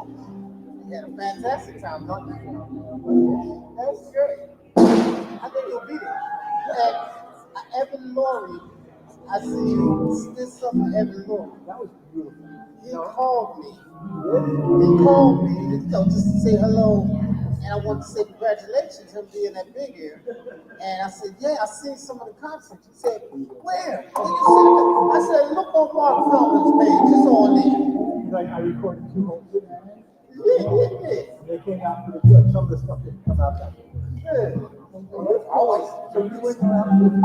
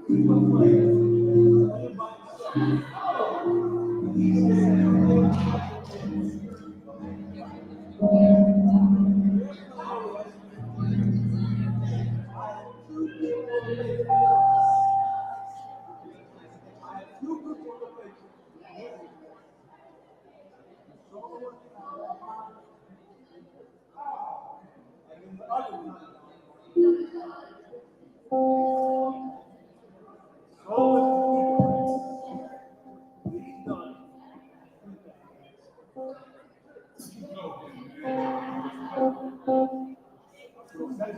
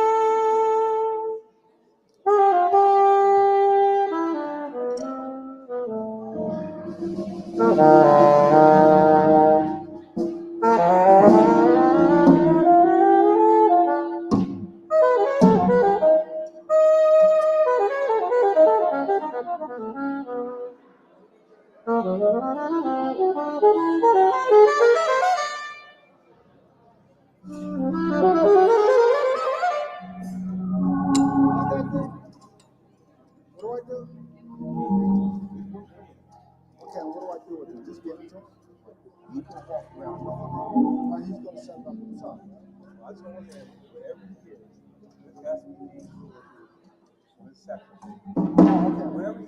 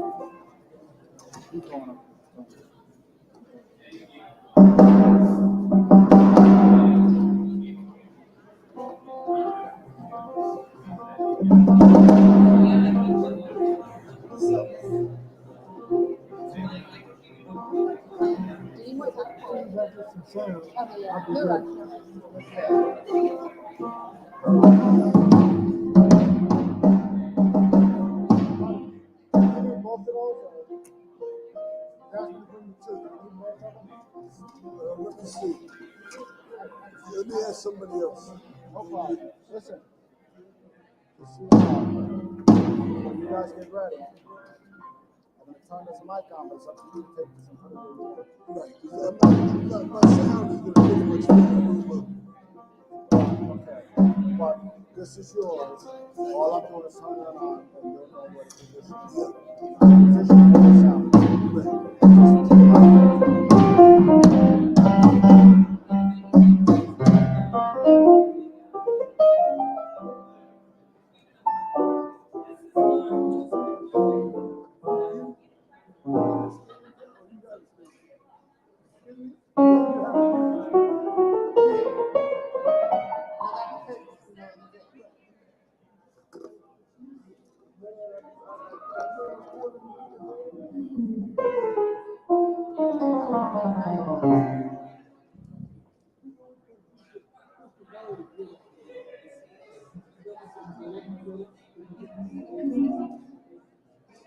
Yeah, I listened to it. I had it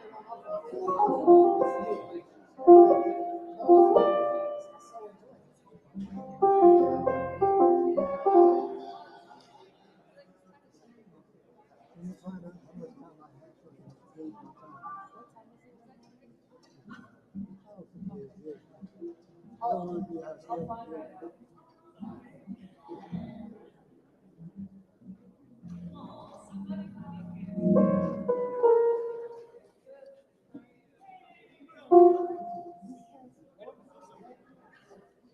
Alice.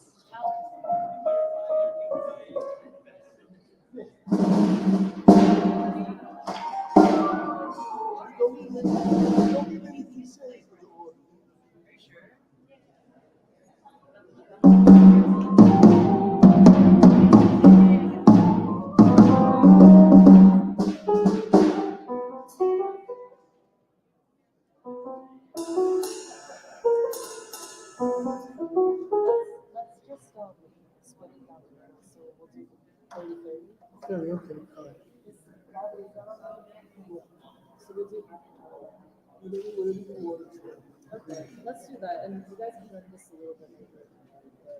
I think 30 is good. Okay. You gotta get out there. Say what he has to say. Exactly, yeah. So what you feel you need, just take, you know. But we say 30. Well, I'm giving you a little bit of flexibility. What can I say? Hey, no, we're not good. We're not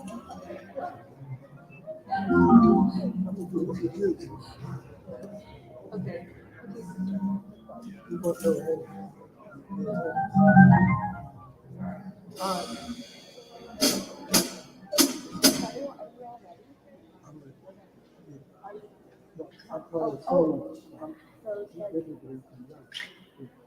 We're supposed to play for a minute to see how it sounds. If you want to, you can let me do it. I don't know. Whatever you want to do. Yeah. People are running, whatever you think is best. You have to make a decision. Okay, I have to make a decision. Yeah. Wait, so you want to play to test sound? Because if you want to do it, We can do it before. We can do it before your set. Okay, I just thought sound is because I'm just waiting. Yes, that's the normal version. Oh, original version. Strike up the band. Okay. All right.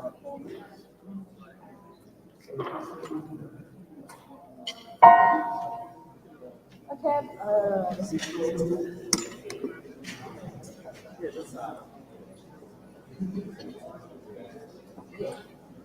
Hi everyone.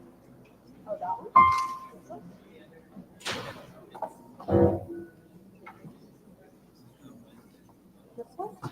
this one. Hi everyone. Sorry. This one. There's not another one. Oh, that one. Sorry. Okay, hi everyone. We'd like to welcome you back for the second half of our intercivilizational concert. So once again, we invite you to come sit up close in front. That way you'll be able to see everything in its up close glory and also the beautiful blue, yellow, red stained lights. And so, yeah, this portion will be a segment of jazz. And yeah, I'm just going to say, actually the first time that I experienced jazz live was with Alfie at the Church of the Advocate in February of 2019. And that was a really special experience for me. And I didn't really understand jazz at all, but I recognized something, that basically there's something worth living for in this music, and that it shows us the best of human potential. Basically the victory of love and human life and creativity and soul force over all structures, over all forces of destruction and death. And so that kind of beauty, I think, is worth following. And I feel that still. So now I'll invite Purba to introduce Alfie Pollitt.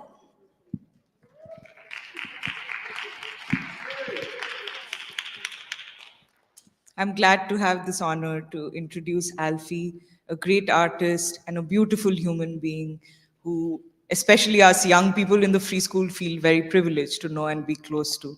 Alfie's life and work is concretely shaped by the Black freedom movement and the cultural and artistic revolution it inspired. It's a philosophy of art that comes from and is rooted in the strivings and aspirations of the Black proletariat, and it's inseparable from the people's struggle for liberation. Alfie reflects and refracts the light that is Philadelphia, the way this history, this rich history of struggle has shaped the city, making it a city with a revolutionary character and a truly moral culture. In his young life, Alfie was shaped by the life world of jazz in Philadelphia, the Uptown Theater, Pep's Musical Bar, the Showboat Lounge where he would meet Coltrane, and he also toured with Teddy Pendergrass, another great son of Philadelphia. And in many of these occasions, they would open for greats like Marvin Gaye and the Isley Brothers. Then there's also the spiritual life world of the Nation of Islam, which Alfie joined as a young man and received instruction from Minister Jeremiah Shabazz at Mosque 12 in Philly. All of this gets interwoven into his life as a fabric, and it informs his music and his moral commitment. And like Nouri said, I also very vividly remember the first time I heard Alfie play. That was in the Church of the Advocate in North Philadelphia. And like Nouri said, I didn't know very much about jazz, but I'll never forget the feeling, how moved I was, and how I truly believe that this is the music that the people deserve, that gives them the strength and the moral stamina to struggle for a better world. And this is the music of the future. And I just wanted to read something from Baldwin's essay of the Sorrow Songs, where he says, I have said that people cannot be described from a distance. I will now contradict myself and say that people can be described from a distance, the distance that they themselves have established between themselves and what we must helplessly here call life. Life comes out of music, and music comes out of life. Without trusting the first, it is impossible to create the second. Music is our witness and our ally. The beat is the confession which recognizes, changes, and conquers time.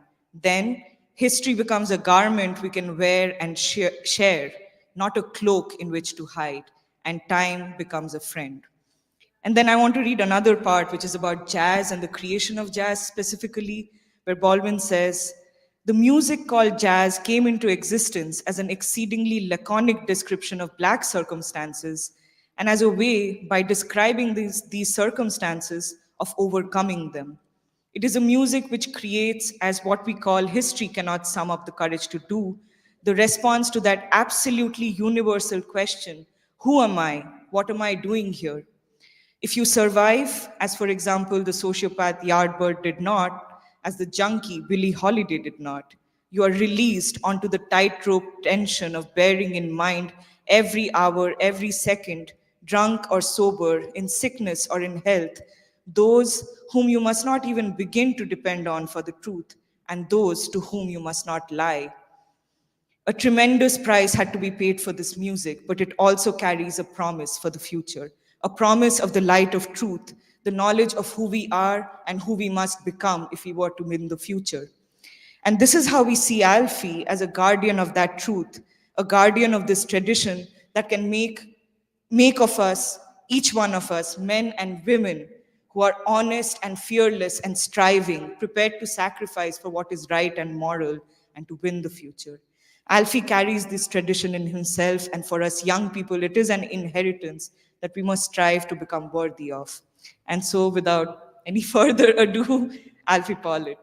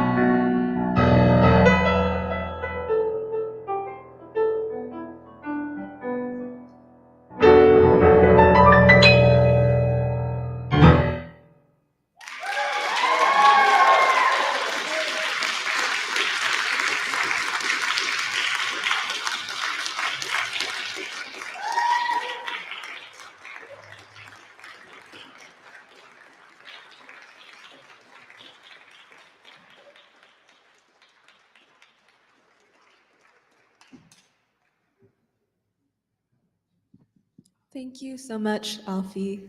Thank you. Actually, Alfie, the more we hear you play, and the first time I also saw Alfie play was at the Church of the Advocate, the more that you actually remind me of Duke Ellington. And it's something about Philadelphia being a world city and then you being a witness to this world.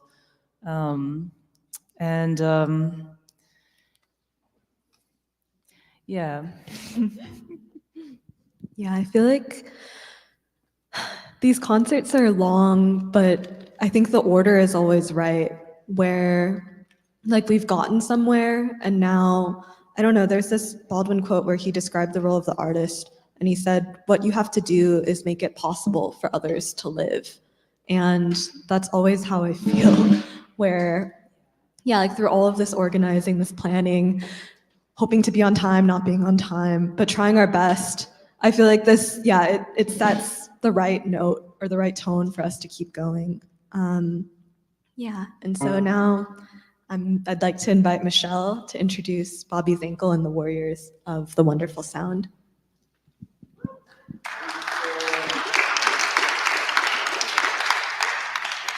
So our final performers on our program tonight are Bobby Zenko and the Wonderful Sound 5. And the first time that we had met Bobby, or that I had met Bobby, was for our first intercivilizational concert celebrating Free School's 10th anniversary in 2022.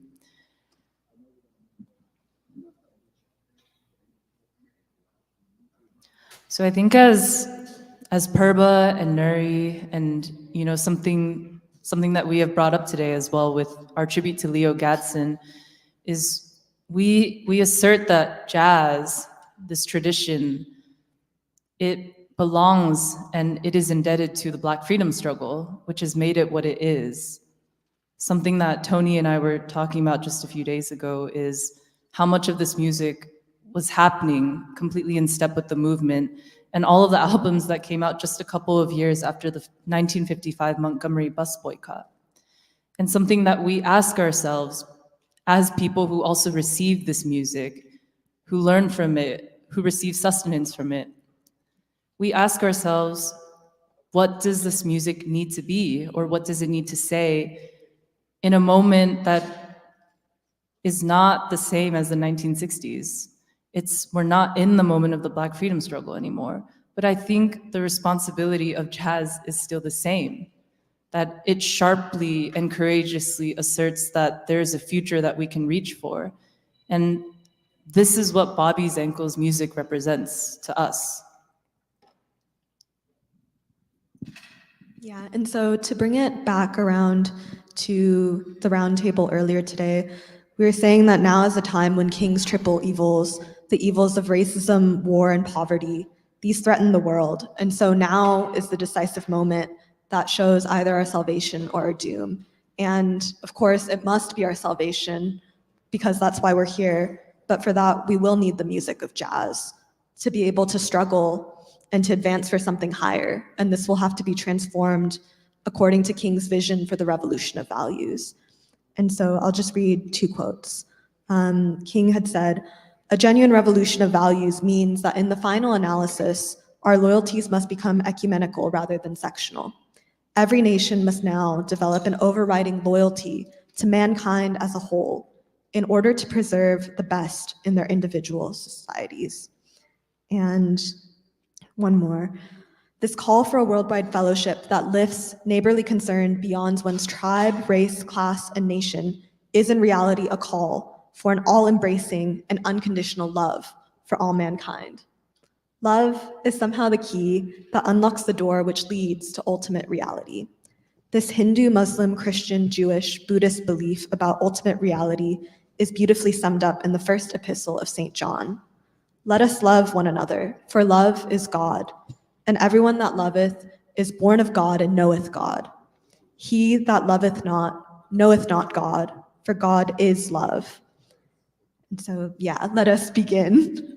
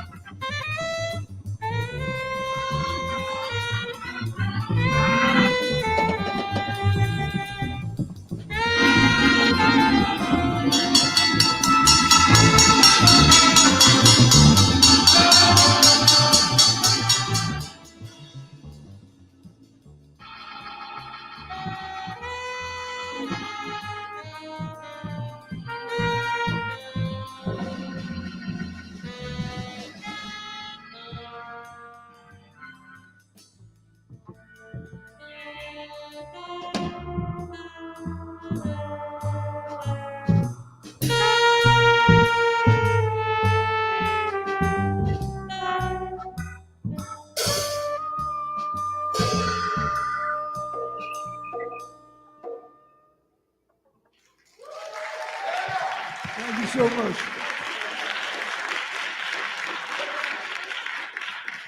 Thank you. Thank you. Thank you. We love you. Bye-bye. The last piece was entitled Anthem for the Ancestors. The piece before that was entitled The Next Time I See You. And the first piece was a combination of two pieces from the last part of John Coltrane's life. One was called Reverend King, and the other one was called Coltrane Time. Oh, wait a minute. I'm just feel like sitting down, but on the drums, my great old friend and great drummer, world traveler, Calvin Weston. On the cookers and percussion, the brilliant young friend, Shakur Hassan. And joining us is our friend all the way from France, Fabian Egner. He's amazing, huh? Bass player, extraordinary, extra special, Richard Hill. And what can be said of this young man who we're just finding out, he's just finding out who he is himself. So we're just really finding out. And his name is Justin Griggs. He's a wonderful talent. And I have to thank Justin's mother, who is really such a wonderful, supportive person, special person. And we thank the Saturday School for allowing us to be part of your celebration. And thank you. Everyone, give it up one more time for Bobby Zankel and the Warriors of the Wonderful Sound 5. Thank you, Bobby, and thank you. Yes. So that concludes our intercivilizational concert. We've been around the world. We started in America with Osiris Wildfire, folk and blues in the American tradition. We went to Cambodia for dance, Korea for drums, and we came back to Philadelphia with Alfie Pollett and the Philadelphia Sound. And now, I guess, with Bobby, we have all this energy and the question of the future now for us. And so I'd like to invite Alice to close out the day.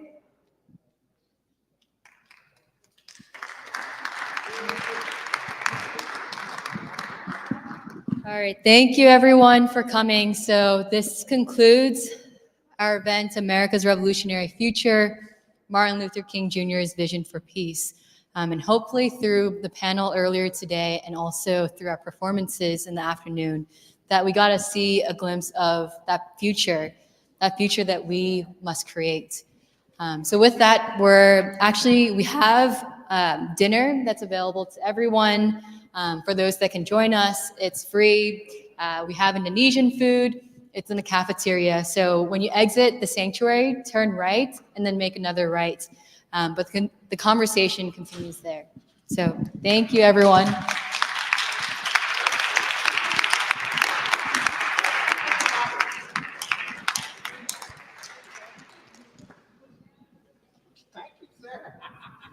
Thank you for everything. Oh, Bobby, I owe you.